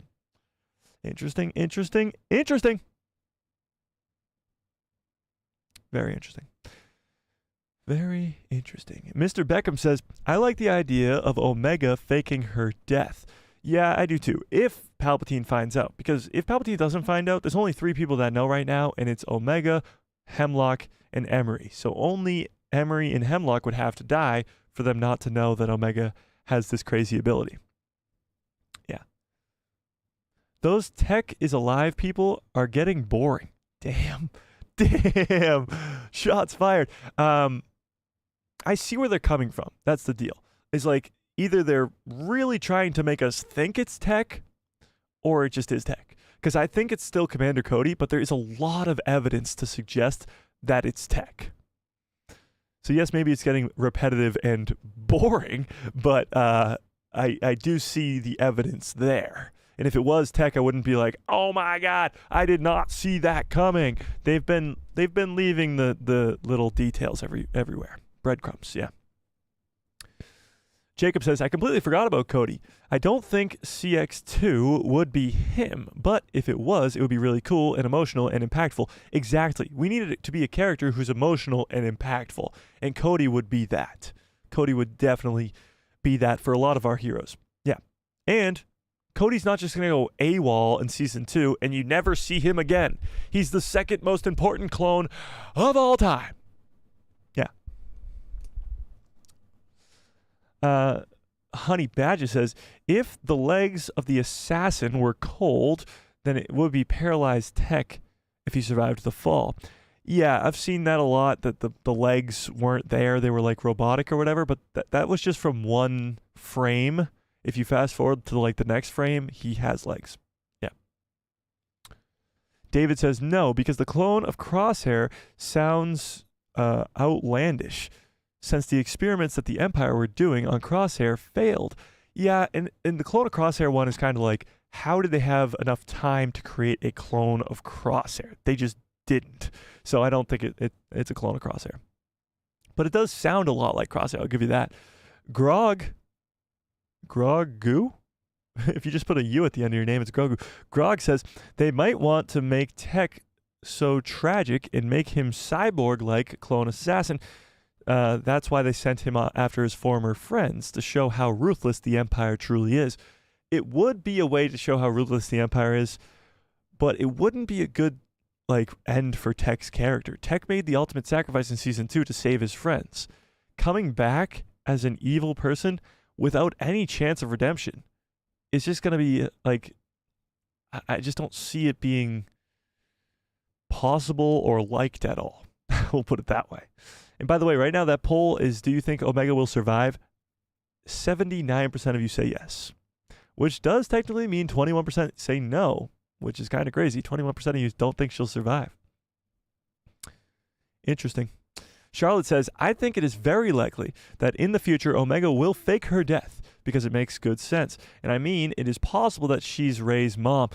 It's not really possible. I'm working on a video that'll come out tomorrow about this, about Omega being Rey's mom, so watch out for that video tomorrow. But, probably at 1 p.m. Eastern Standard Time. But, in this book right here, and again, canon books have been retconned before, so that's kind of what I go into in this video. But in this book right here, we learn about Rey's parents. And her mom is named Miramir. Great name. And she's actually born in 6 BBY. She has a whole backstory. She's born on this specific planet. She has all this other. So unless this is a major retcon, then Omega is definitely not the mom. Yeah. Yeah. Rose says, another thought, Tech could be one of the other Shadow clones still marinating in one of the 6 clone tubes. That's true. So there is other clones on the way. This clone assassin is not the last clone assassin. We've seen Hemlock working on plans for the next clone assassin. So it's possible that Tech could be the next clone assassin. Yeah. Cat's Paw says, Tech assassin, but the closeness with his family overrides his brainwash at the end. It would be something with him and Omega being the ones that survive. That would be pretty crazy if somehow they got through to him through the brainwashing at the end, but wouldn't they have already done that? Like, he just hunted them down for a whole episode. Wouldn't that have already happened then? Cody wasn't with Rex in Rebels, guys. He has to die at some point. Yeah, pretty much. I think all the clones are going to have to die before then. What if we don't find out? That would be a big bummer. If we never find out who the clone assassin is, that would be a huge bummer, to say the least. Yeah. Nick, what's up? Don't worry about it. Appreciate you. Honestly, the hype. Oh, yeah, the hype is insane. Charlotte says, since The Bad Batch has been quite a fun series, especially with Wrecker and its animation, so I think Rogue One ending might not fit well because it might be more live action. So you might want to see them in live action is what you're saying? Interesting. I will never forget seeing The Bad Batch for the first time in the Clone Wars. The finale will be the book ending of this journey from our childhoods. This is the way. Yeah. These are the last 3 episodes of this Bad Batch season 3, but it really is the last 3 episodes of a 10-season arc that is the Clone Wars. Because the Bad Batch is just a continuation of the Clone Wars. The only reason it's not called the Clone Wars is because the Clone Wars are over. The Clone Wars end with Order 66. So it's really just 3 more episodes, or 3 more seasons, I should say, of the Clone Wars. So it's just season 8, 9, and 10 of the Clone Wars. So this is really going to be the last 3 episodes and the end of all the clones arcs. This is it. Sort of. To an extent. This is going to feel like an ending to all of it, which is going to be pretty crazy. Yeah, for sure. Friggin says, if they kill him... Oh, I already read that. Catspaw says, Omega could be brought into live action, and that could be explained by the time they have to change her face to save her from the Empire. Obi-Wan is able to change his appearance to go undercover. Does he, though? Obi-Wan's appearance isn't that changed, but maybe. Maybe Omega changes her hairstyle or something to make her seem more hidden, I guess. Yeah. Echo will be a more central role, you think, in the next 3 episodes or in the next show? Sid is the clone assassin. Oh my. Do you guys think Sid will show up at the end of this show or by the end of this show? Sid was such a main role in the first 2 seasons, and the only mention that we've had of her in this 3rd season is that the clone assassin went and interrogated her. We didn't see that happen. We haven't seen that happen. Interesting. I wonder if we'll see her. Slick coming back would be a surprise to Rex. True, it would be. But Cody would be even more of a surprise to Rex. Yeah. She sure lost a lot of weight. Who, what? What? Can I please get some good cups, follow orders in the chat, please? Bumper! As we just passed the 70 mark on this stream. Holy shit. Can we get some likes on this stream? How do we only have 4 likes? I'm kidding. Smash a like if you're just coming in. I appreciate you being here. And can I get some good cups, follow orders in the chat, please? Jeez. Is it too much to ask? I want to see 71 good cups, follow orders in the chats. All right. Where was I? You love the jump cuts? Me too. Incorrect. Morgunth86 says, in all seriousness, Sid might be a part of the cavalry and she redeems herself. If Sid comes up in the end and helps the heroes out, I might lose it. I hate Sid so much. She's the worst. I hate her. Absolutely hate her. I hope she never shows up again. No. Actually, what I do hope is that Omega, at the end of this series, puts all the blame on Sid, because without Sid turning them in season 2, none of this really would have happened. So she blames it all on Sid. In the final scene of this entire series, is Omega going to Sid's office and killing her like Han Solo kills Greedo in the cantina in A New Hope. That would be awesome. And then takes the white Mando helmet off of her shelf and puts it on and goes, I'm the Mandalorian now, and stares right at the screen and goes, bitch. How great of an ending would that be? How great of an ending would that be? The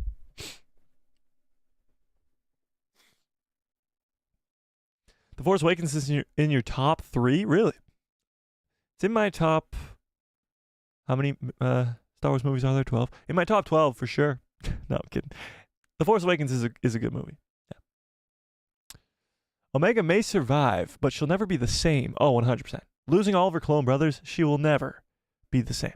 Yeah.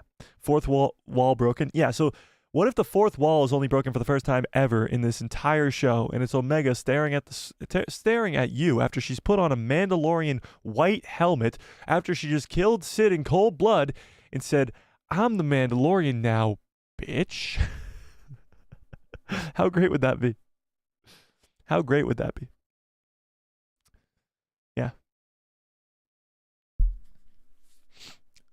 Liv, what's up, says, I loved not having them all... Wait. I love not having them all out. Oh, talking about all the episodes at the same time.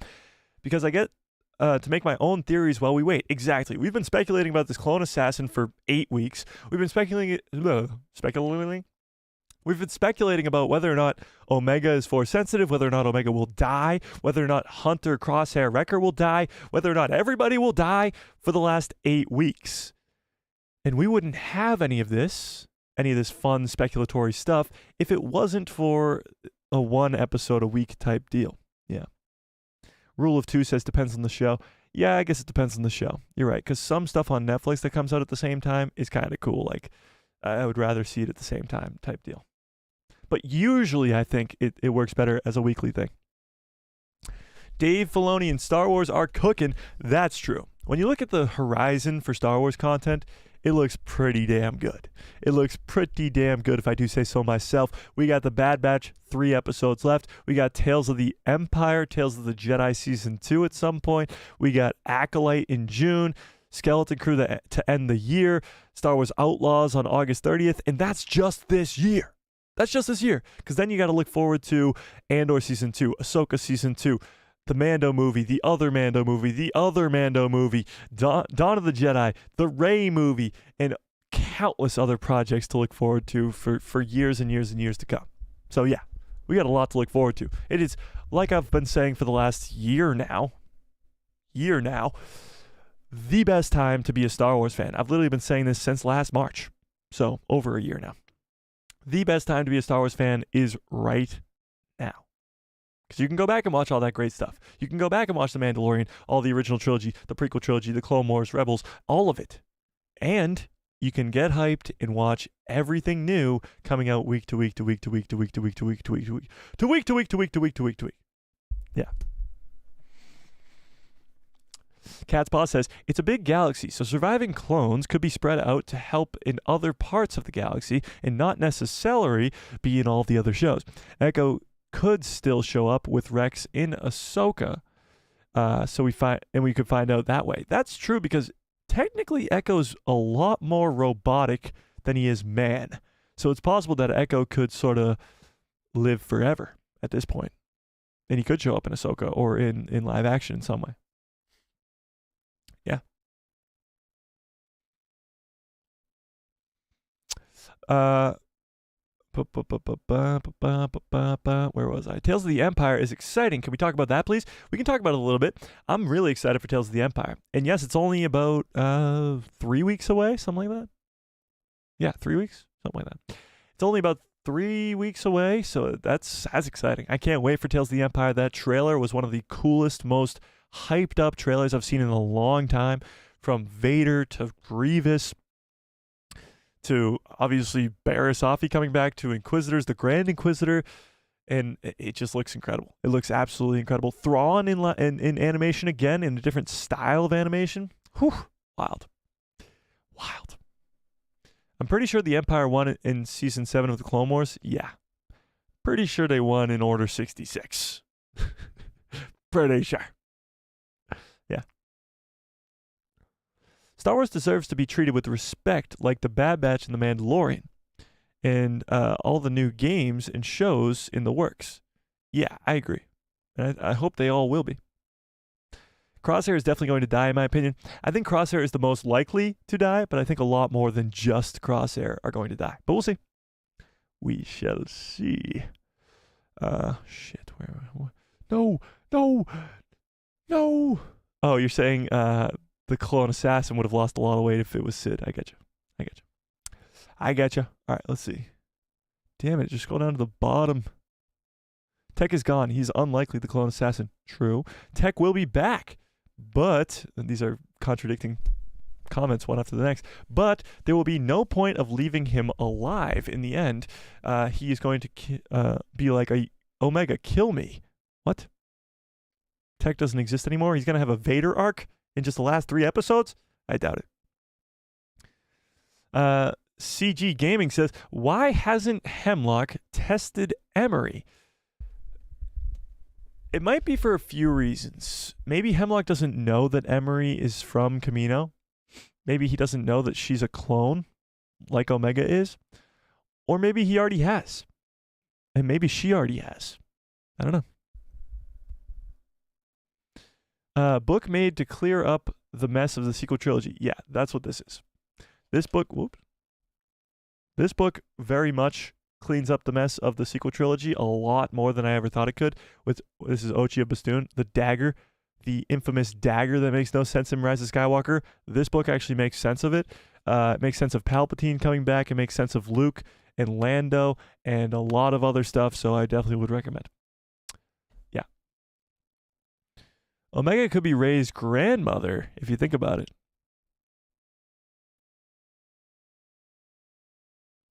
Incorrect. No, because that would be Palpatine's parents. Rey's not the granddaughter of Palpatine, by the way, because Rey's just a daughter of a clone of Palpatine. So it would be like the daughter of Palpatine, right? Right? Emery will have a big sacrifice. I agree. I think Emery will probably die, for sure. Oh, very generous. Very, very generous. $2 holla from Fearless. I appreciate that, saying Star Wars will never die. I agree with that. I appreciate that quite a bit, Fearless. I really, really do. I really, really do. Yeah, if you guys ever send in a super chat, make sure you send it with a question or some sort of message on it. I hate when people send in money and I'm like, please say something with it at least. Say something. The Wizard Cat says Crosshair could easily kill Palpatine. What? But the story could not go on if that happened. Not even the Force could save Palpatine. What do you mean Crosshair could easily kill Palpatine? What? Do you think Scorch will turn or die? I think he will die. Yeah, I think Scorch is going to die in the destruction of Tantus. The Galactic Ponderer says, Fee will save Tech with the power of love. No. I mean, maybe, but I doubt it. Oh, Fee's one that would help out being part of the cavalry, for sure. No, Obi-Wan changed in the Clone Wars. He became a sniper, remember? Oh, when he became a bounty hunter, like literally physically changing his appearance? That's true. They could do something like that, I guess. Yeah. If Sid doesn't die, I'm going to be mad. I hate her so much. I agree with that. Yeah, kill Sid. Let's kill Sid. Why not? Anthony, what's up, Anthony? Says, Mike, just got here. I'll have to watch the bulk of it later just believe it. Oh, can't believe it. Just only 3 episodes left. Don't want to see it go, but look forward to what's to come. Good Cubs follow orders. I agree. I can't wait to see what comes next, but it is quite a bummer to see this Bad Batch show end. That's for sure. This is crazy. This is absolutely insane. I used to pull out the Good Cup that follows orders and like one person would say Good Cups follow orders. Now we got 1, 2, 3, 4, 5, 6, 7, 8, 9, 10, 11, 12, 13, 14, 15, 16, 17 people saying Good Cups follow orders. That's incredible. That's incredible. The Cat Wizard says, I think there will be a lot of deaths that are not so significant to the main story. I consider that Sid will have a bit of a little redemption arc. Emery and Echo may die as well. Yeah, there'll be a lot of insignificant deaths. I think all of Tantus is going to blow up, and all those people on Tantus, no offense to them, are probably insignificant. But significant ones are Hemlock, Emery, Crosshair, Hunter, Wrecker. I think they're all going to die. Yeah. Starchip says, I really don't like Sid. Don't ever want to see her again. Yeah, I think people have really voiced their opinions on how much they don't like her, because obviously she turned in the Bad Batch. Hang on, let's turn Chopper on. We need Chopper's input on all this, you know? You know? Whoa. There he is. What? Well, okay. Cat's Paw says, earlier I went on Twitter and said a great stream was going on. Anything to help you out, Mike. I appreciate that, Cat's Paw. I really do. Yeah, Chopper appreciates it too.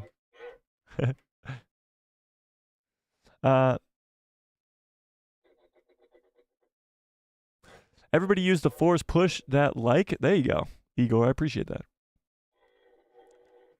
Rule of Two says, what if she gets rescued and marries Darth Jar Jar? Oh, okay. That sounds fun. Mike, I will admit, since season 1, I've had a vision of Omega returning to Sid's place and taking the white Mandalorian helmet for her own, hinting at her future life. I agree. I think that white clone is definitely, the white Mando helmet. Let me show you guys what I'm talking about. White Mando helmet in Sid's office. What? Not kid's voice. What? Sid's office. Oh, here we go. So this is pretty hard to see, but it is here. The brightness is very low for some reason. All right, let's take a look at this. See? Right there in the back, the white Mandalorian helmet. This is in Sid's office in season 1, I think, probably. Yeah, season 1, I think. So that's the white Mando helmet in the background there. That wasn't put there for no reason. Let's be honest, guys. That's coming back at some point. And it would be so cool to see Omega repping the Mando armor with a white Mandalorian helmet. How cool would that be? Yeah. Omega the White. Yeah, kind of. Omega the White. Exactly. Fearless says, okay, everyone seems to be all right. I can watch the stream now. What? I'm confused. Mike, I predict that no Bad Batch members will die next week, but I think that one will die by the end of episode 14 to leave a cliffhanger going into the finale. That's interesting. We've been talking about all these Bad Batch members dying in the finale, but what if somebody dies before? Very similar to Paz Vizsla, Paz Vizsla dying in the penultimate episode to The Mandalorian Season 3. A main-ish character or a side-ish character dying before the finale. I could see it. B-Man, what's up? All right, now is a time in the stream. I think we should start to predict specifically episode 13. We got episode 13 coming up. Into the Breach, it is called. So let's start predicting that. Into the Breach. Give me your boldest, craziest, absolutely most wild predictions for episode 13, Into the Breach, for the Bad Batch. Because let's be honest, guys, we have no idea what to expect. We read the reviews for the next 2 episodes because they haven't seen the finale yet. And they say it's unbelievable. So what do we expect to see? Throw in your craziest predictions, of course. Craziest predictions. Yeah. Martha says, Sid needs to redeem herself after she said Omega was her friend in the episode Common Ground. Yeah, she was like, in season 2, we were like, oh, Sid's becoming friends with us now. And then she was like, nah, we're just going to make Sid turn on them. Exactly, Chopper. Speaking of Crosshair, I really love/hated seeing his PTSD return. It's not something that goes away easily, and finally having opened up to Hunter a little bit more made me smile. Yeah, there's definitely going to be a lot more of an explanation as to what happened on Tantus with Crosshair. And I think there'll be more with what happened with Hemlock, too. Hemlock's backstory hasn't really been explored all that much. He's still holding his left hand with a black glove on it, too, while Crosshair's hands are shaking, and he's holding his right hand. Like, what's going on there? There's got to be some sort of connection or something along those lines, yeah. Yeah. Kit Fisto says, Mike, someone meant that Sid was the clone assassin and that she had lost a lot of weight. Yeah, I think I got that. Super Meme God says, it year go fast? Oh, this year go fast, thank you, man. Yeah, this year's going by pretty fast. It's already mid-April. Yeah, crazy. I'm just happy we're in a better damn spot. Yeah, we're in a great spot right now for Star Wars fans. We're in an absolutely great spot. And yes, we were in a pretty rough spot, probably like 2019 when Rise of Skywalker just came out. We were coming off the backs of The Last Jedi. Fans were really, really mad. But now we're in a great spot. Depends on who you ask, obviously, but yeah. Yeah. Rule of Two says, Dawn of the Jedi. I'd rather see Shaun of the Jedi with Simon Pegg. What the hell's that? Jacob says, there has to be a new animation project. Star Wars animation is too good to just not have a show. Yes, I agree. I think there will be the next Star Wars animated show, but I really don't know when that will happen. That's sort of the big question, is when that will happen. Hopefully it's soon. Hopefully it's like next year or in 2 years or something like that. And it could be about Omega and Asajj Ventress, if that's the route that they're going to go down. It could be a Clone Rebellion show, if that's what they're going to go down. It could be a Luke Skywalker Jedi Temple show, which would be absolutely insane. Absolutely insane. And we were just talking about that in the Discord. If you guys are not in the Discord, go join the Discord. There's a link in the description below. Join it and become a member, because why not? You get a bunch of cool stuff like the badge next to your name and instant access to giveaways at the end of every month. Come on. Exactly, Chopper. Exactly.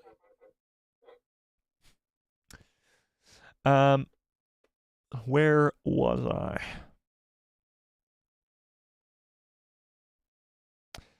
Anthony says, Mike, we haven't been talking about the novel, The Living Force, and Mace Windu's The Glass Abyss.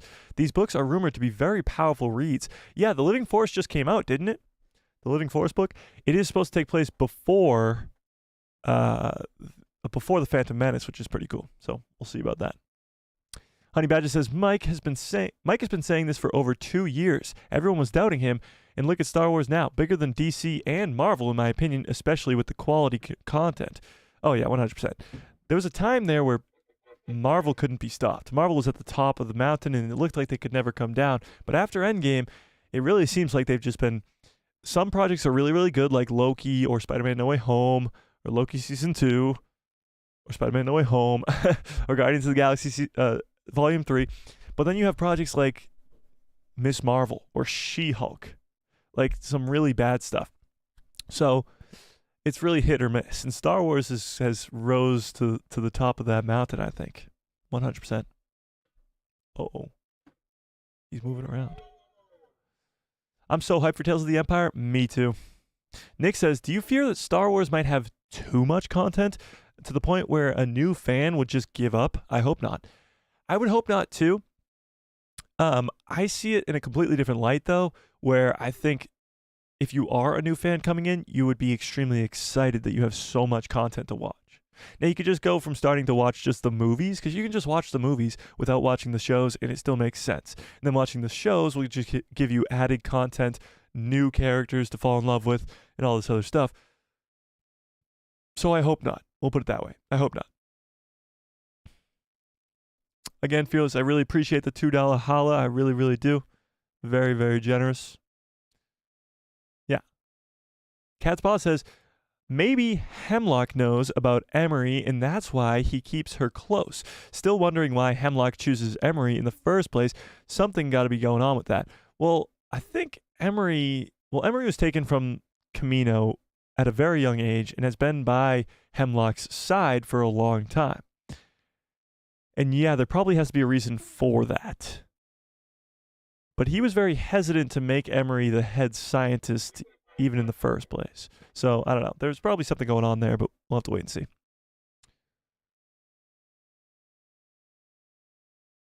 I don't know what that means, Skywalker Academy, so I'm just not going to read it. Mando United says, yeah, I see where you're coming from with all the new content. As a fairly new fan, it might be hard to know where to start. I'm still trying to know where to start with the books and comics. Well, yeah, books and comics are a whole nother thing. Those are just all over the place. And some are canon, some are legends. It's hard to figure out which is which. The books and comics are very hard to sort of navigate. But again, like I said, I think if I was a new fan coming into Star Wars, I'd be extremely excited because of all the content I have to watch. The worst thing is ending a show and going, well, now what do I watch?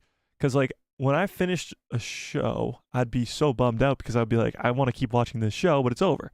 Now I have to watch a new show? Well, with Star Wars, you just get to continue watching more Star Wars. Yeah. Grill Fit Warrior says, the thing that sucks about watching prequels is that you know who's around when this all ends, so you have to prepare yourself to lose everyone. I think only Rex will live, and I think Omega will die. It's just how and by who. Yes, prequels, obviously you know where certain characters end up, but in the Star Wars galaxy, it's such a vast galaxy that pretty much any character could end up anywhere in the galaxy and survive. So just because they're not involved with the content of the original trilogy doesn't mean they're not around. Look at the Rebels crew. Look at Ahsoka Tano.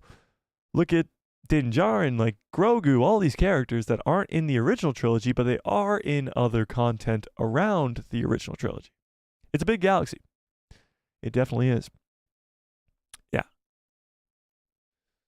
Thanks, Kid Fisto. I appreciate it. I feel like Star Wars is so clear of Marvel.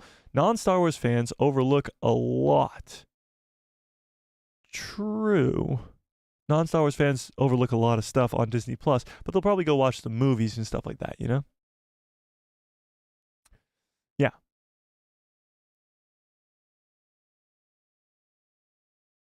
CG Gaming says, Hemlock escapes during the raid of Tantus and orders the aerial bombardment on Tantus, killing the Bad Batch minus Omega and Emery, while Emery takes Omega to safety. That would be pretty crazy, but I actually don't think that's the case. Maybe Tarkin shows up and orders the aerial bombardment on Tantus, because I think Hemlock is definitely going to die by the end of this show. Yeah. D Original, what's up, says, I think they will all survive and return back to Pabu. So you think it'll be a happy ending?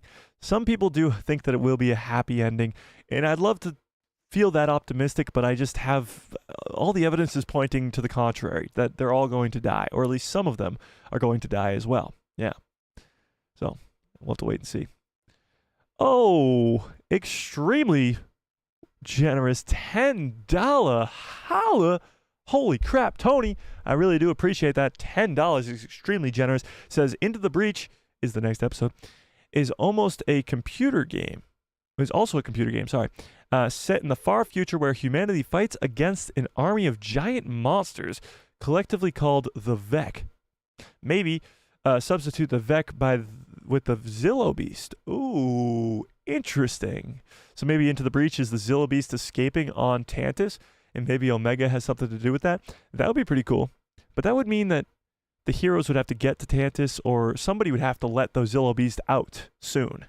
That would mean a lot is going to go down in this next episode. I personally think that Into the Breach is probably referring to the Bad Batch and them maybe breaking into another Imperial facility while also having like a duplicate meaning of Omega being now inside of the vault, and that's sort of into that breach type deal. But I like it. That's actually a crazy cool sort of theory there that would be wild if it actually worked. I appreciate it. I very muchly do. I feel like the last scene of the series will be Omega's future in the next few months / years / weeks. I think it will be setting up Omega's future. Yeah, I agree. I predict Wrecker goes out in a blaze of glory, saving the rest of the gang in some situation. Yeah, I think Wrecker's going to die, but it will be in some very epic and cool way. If they know how to do one thing over at Lucasfilm, it's kill off a clone in a way that feels meaningful. That's for sure. We've seen it countless times throughout the Clone Wars, and even sometimes throughout this Bad Batch series as well. CG Gaming says, I hope we see what is in the vault that we saw in episode 3 of season 3. Yeah, I hope we get to see that too. That'd be really, really cool, because we got to see Palpatine looking at something, but we never got to see what he was looking at. So maybe we'll get to see it. Maybe. Yeah. Yeah. The Galactic Ponderer says, Omega will teach the younglings to meditate and they will start to use the Force. I don't think so. I don't think Omega has the ability to teach somebody around her to use the Force. I think that would just be like a little bit too overpowered of Omega to be able to do that. Maybe she'll teach them to meditate, but I don't know if they'll be able to wield the Force that quickly. Depends on how long they're going to be in there for, though, I guess. Cat's Paw says, find where Tantus is and infiltrate surrounding Tantus in preparation for the storm of the mountain. So you think they're going to find... Oh, so these are predictions for this week's episode. Interesting. You think they're going to find Tantus and surround it and prepare for the infiltration. Interesting. Morgan says, I was joking. Obviously, it isn't Sid. Someone was joking that it was Sid, and I made another joke after that. Oh, I get it. I appreciate it. I like a good joke. Omega starts connect... Okay, shut up, Chopper. Trying to talk here. Omega starts connecting with the Zillo Beast in the next episode. That would be pretty cool. Now, we don't know where the Zillo Beast is. We haven't seen it since it got sent to Tantus. And that was in season 2. So we haven't seen it this entire season, and we've been on Tantus quite a bit. So where the hell is it? That's what I want to know. Yeah. That's what I want to know. Friggin says, when will we get to the Old Republic content? Not for a while, I'm assuming. Not for quite a while, I would guess. But you never know. I wasn't sure if any of you thought I was serious. Oh, no, you're good. It's hard to convey sarcasm over text, you know? You're good. Grillfit Warrior says, I love to see a show about the defeat of the Ultimate Empire or whatever, and it was established in the First Galactic Republic. Yeah, that'd be pretty cool. There's a lot of stuff that's thousands and thousands and thousands and thousands and thousands of years before the prequel trilogy. That'd be really, really cool to see. From the Old Republic to the Rakatan Empire to all that stuff. It would be really cool. Fearless says, the Zillo Beast definitely plays a role in bringing Tantus down and possibly eating Hemlock. Yeah, I'd love to see the Zillo Beast eat Hemlock, of course, but I think it will play a role. Yeah, for sure. Mike, there's a second mountain, and that's where they're experimenting on the clones of animals. There is a second mountain on Tantus, but I think they're just connected mountains. Like, they're just connected. They're just both cloning facilities type deal. They're the same facility. Yeah. This will show how this 13th episode will show how Rampart can get them to Tantus without the coordinates. Yeah, but how is that going to happen, Mando? How is that going to happen? How is Rampart going to find coordinates to Tantus where it's designed to not know where it is? We talked about this on Thursday, but we didn't really get down to any of the answers. D Original says, need to find what happened to Cody and Wolf, Gregor, and Rex and how they end up together. Yes, that'll probably happen at the end of the finale, like seeing Rex and Gregor and Wolf going off together. But Cody is an interesting one because I think he's the clone assassin. I have a feeling Rampart will die in the next episode. Interesting. I think he'll survive till the finale at least and help the heroes invade Tantus, but then I think he'll probably die in the finale. Yeah. Roman is swag. What's up, Roman? Says, do you think we could potentially see Vader / the Inquisitors go to Tantus and put down the raid in the finale? Some people think we could see Vader. Inquisitors would be pretty cool. Inquisitors would be pretty cool, but I don't know. We'll have to wait and see, I guess. We shall have to wait and see. Tarkin kills Hemlock. We already know that he's unhappy with him, and Thrawn will find Tantus. I would love to see Thrawn still in these next 3 episodes, just to establish that Thrawn knows where Tantus is, because I want to see him go there in live action. and continue the work that was there. And then maybe it does get explained that they find Omega's blood on the destroyed Mount Tantus, and they use that blood to create Snoke. That would be cool. Yeah.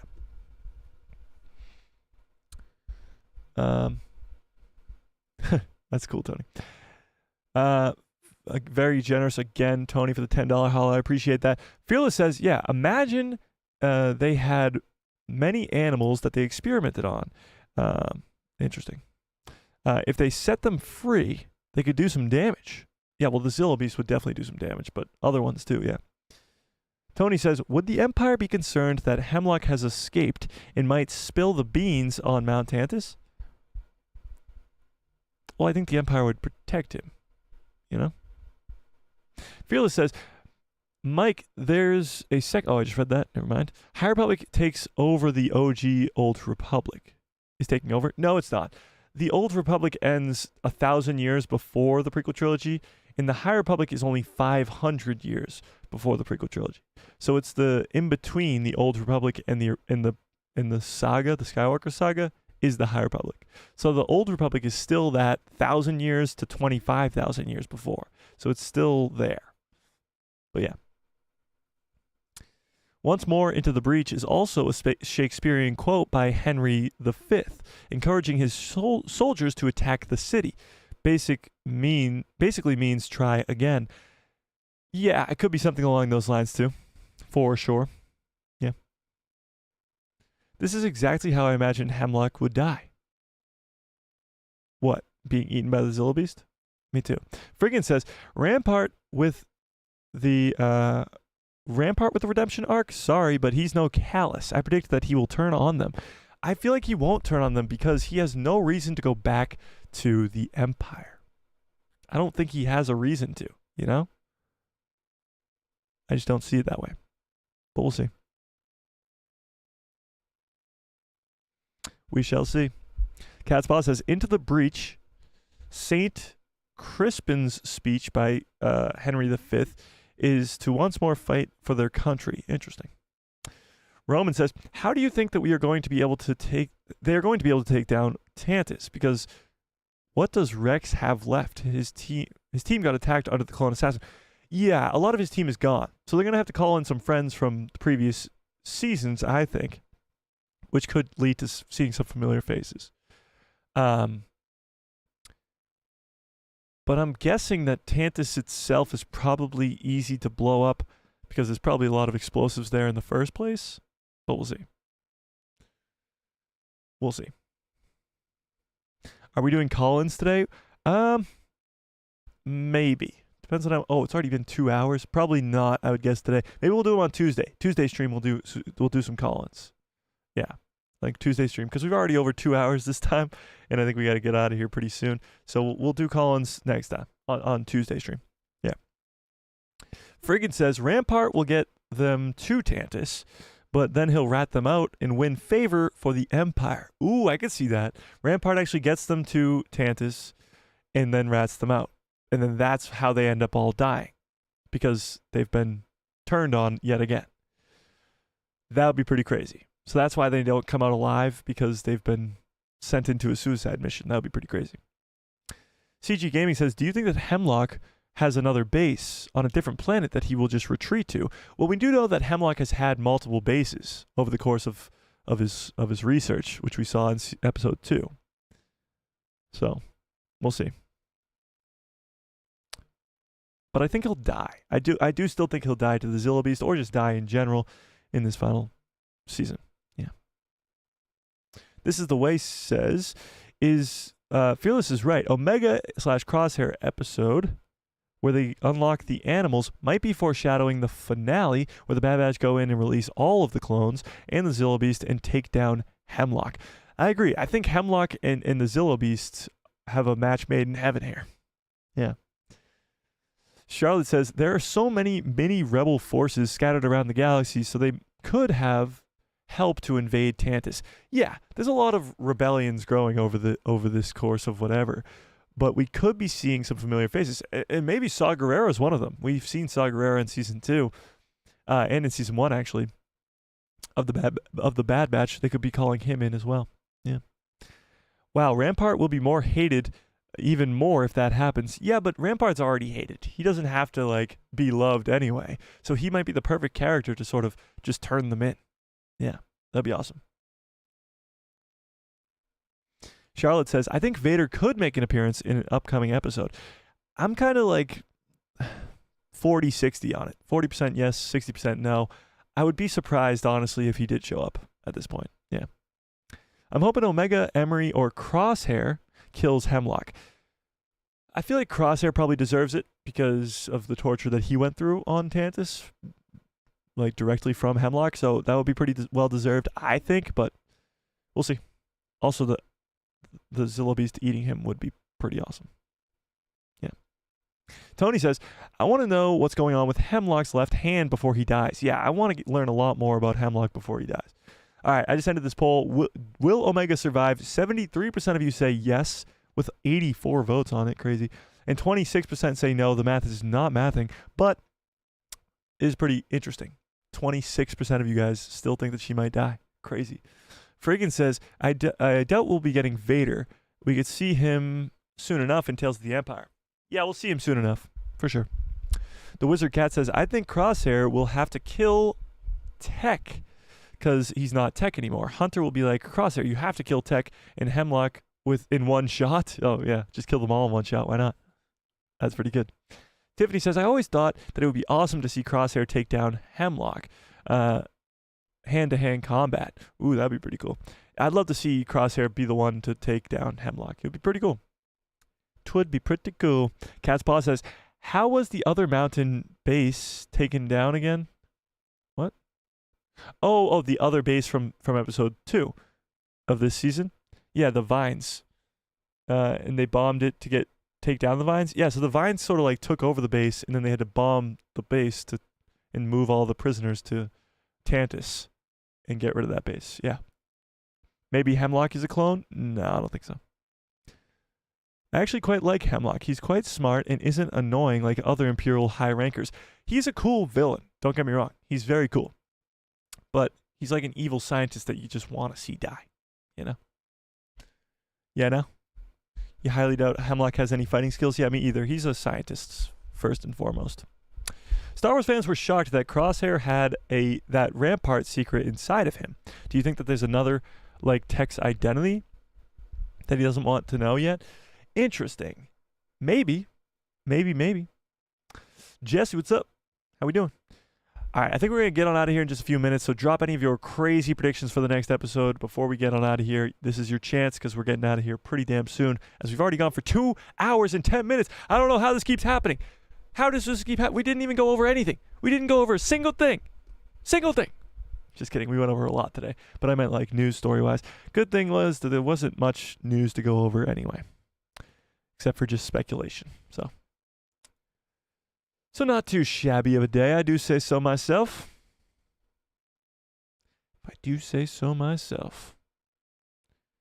What's going on the tweeters? Any news going on here?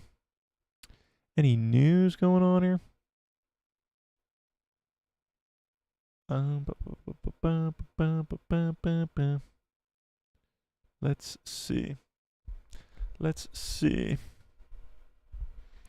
We talked about this on Thursday's stream, but Daisy Ridley's getting her script for the Rey movie next month, which is pretty cool. We talked about Star Wars Outlaws earlier this week. The Mandalorian and Grogu movie is confirmed to be on May 22nd of 2026.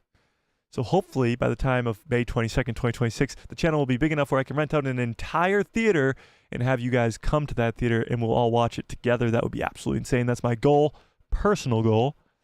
Yeah.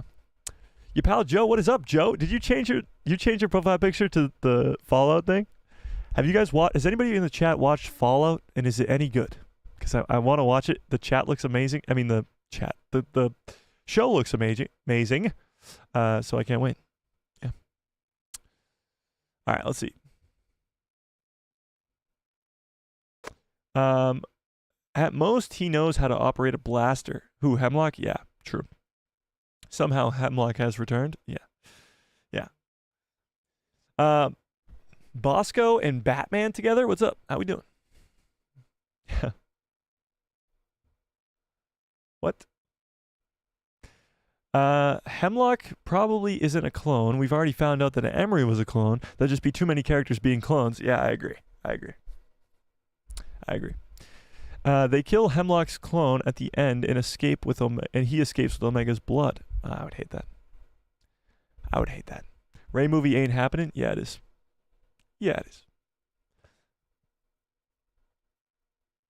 Caught this right at the end. I was cleaning. No worries, Joe. I've watched the first 2 episodes and it's effing unreal. Okay. Interesting. Still no news or trailer for the Skeleton Crew? No.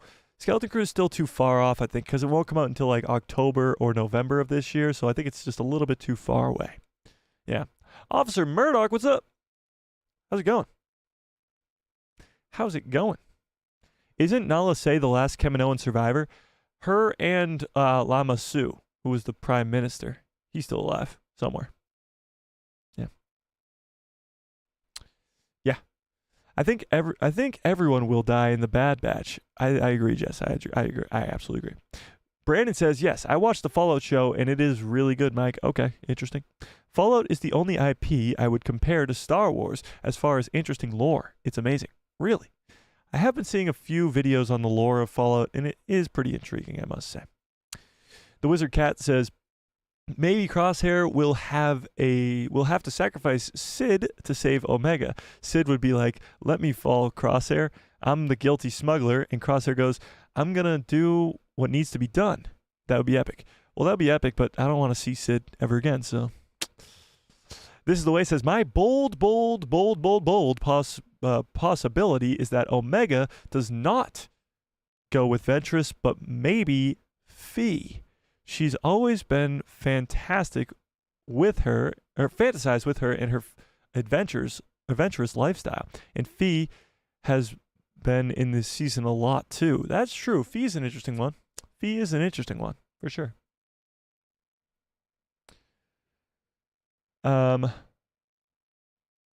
That's true.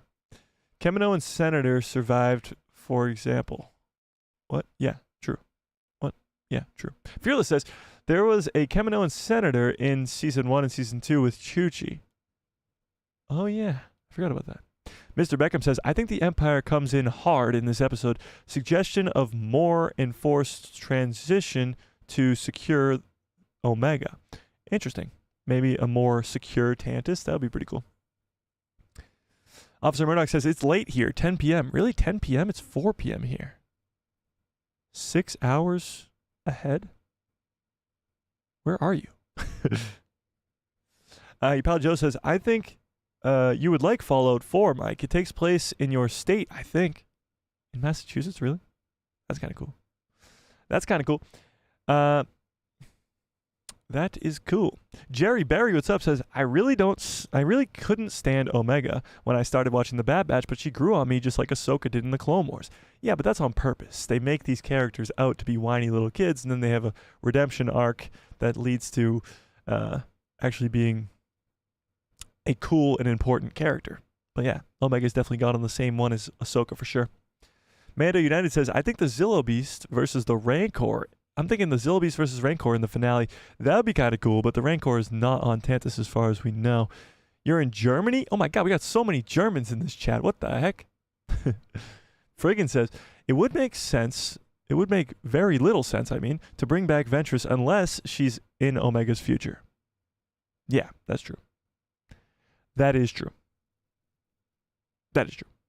Okay, so I think Omega will survive, but it's a possibility that she could die just because of the importance of her to the Empire and the Emperor's Palpatine's plans specifically. But we'll see. We got a lot of unanswered questions for these next 3 episodes, and I can't wait. I absolutely cannot wait. Yeah, I really can't wait. This is the way it says, my bold, crazy, not real prediction is that the Bad Batch will capture the clone assassin this week, and that's how they'll get the coordinates to Mount Tantus. It's not a terrible theory, but yeah, we'll see. Hebe King says, Sweden. Ooh, nice. Sweden? Maybe there's one on the other mountain. Maybe. Alex, what's up? Alex says, just tuning in. It's my birthday today. Can we get some happy birthdays to Alex in the chat, please? Come on, chat. Let's get some happy birthdays in the chat. Crazy how time flies. Gonna go watch Shrek 2 later in theaters today? Shrek 2's in the theaters today? What the heck? How is that? Can we get some happy birthdays to Alex in the chat, please? Jeez. That's awesome, Alex. Happy birthday to you. Happy birthday to you. Happy birthday to Alex. Happy birthday to you.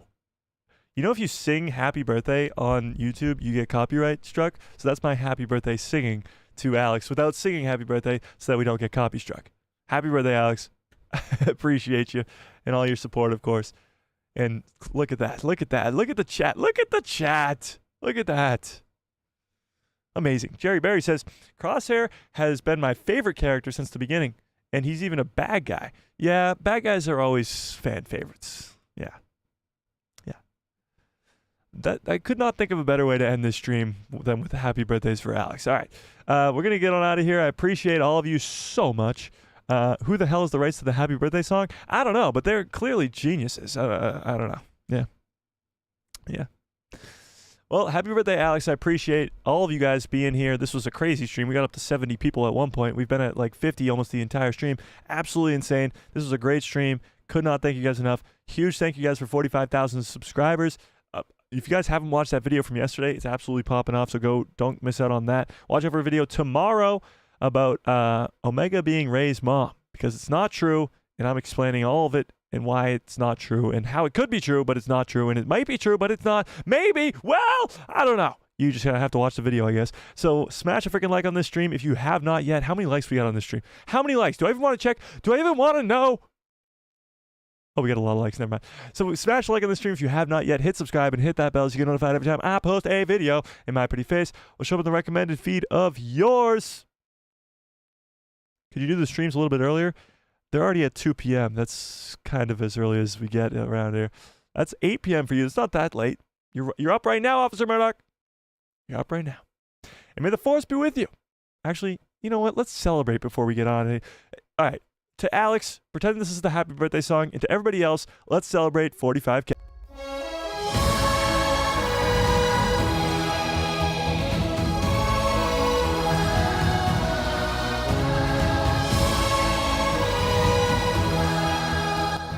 Oh yeah. And may the force be with you. Always.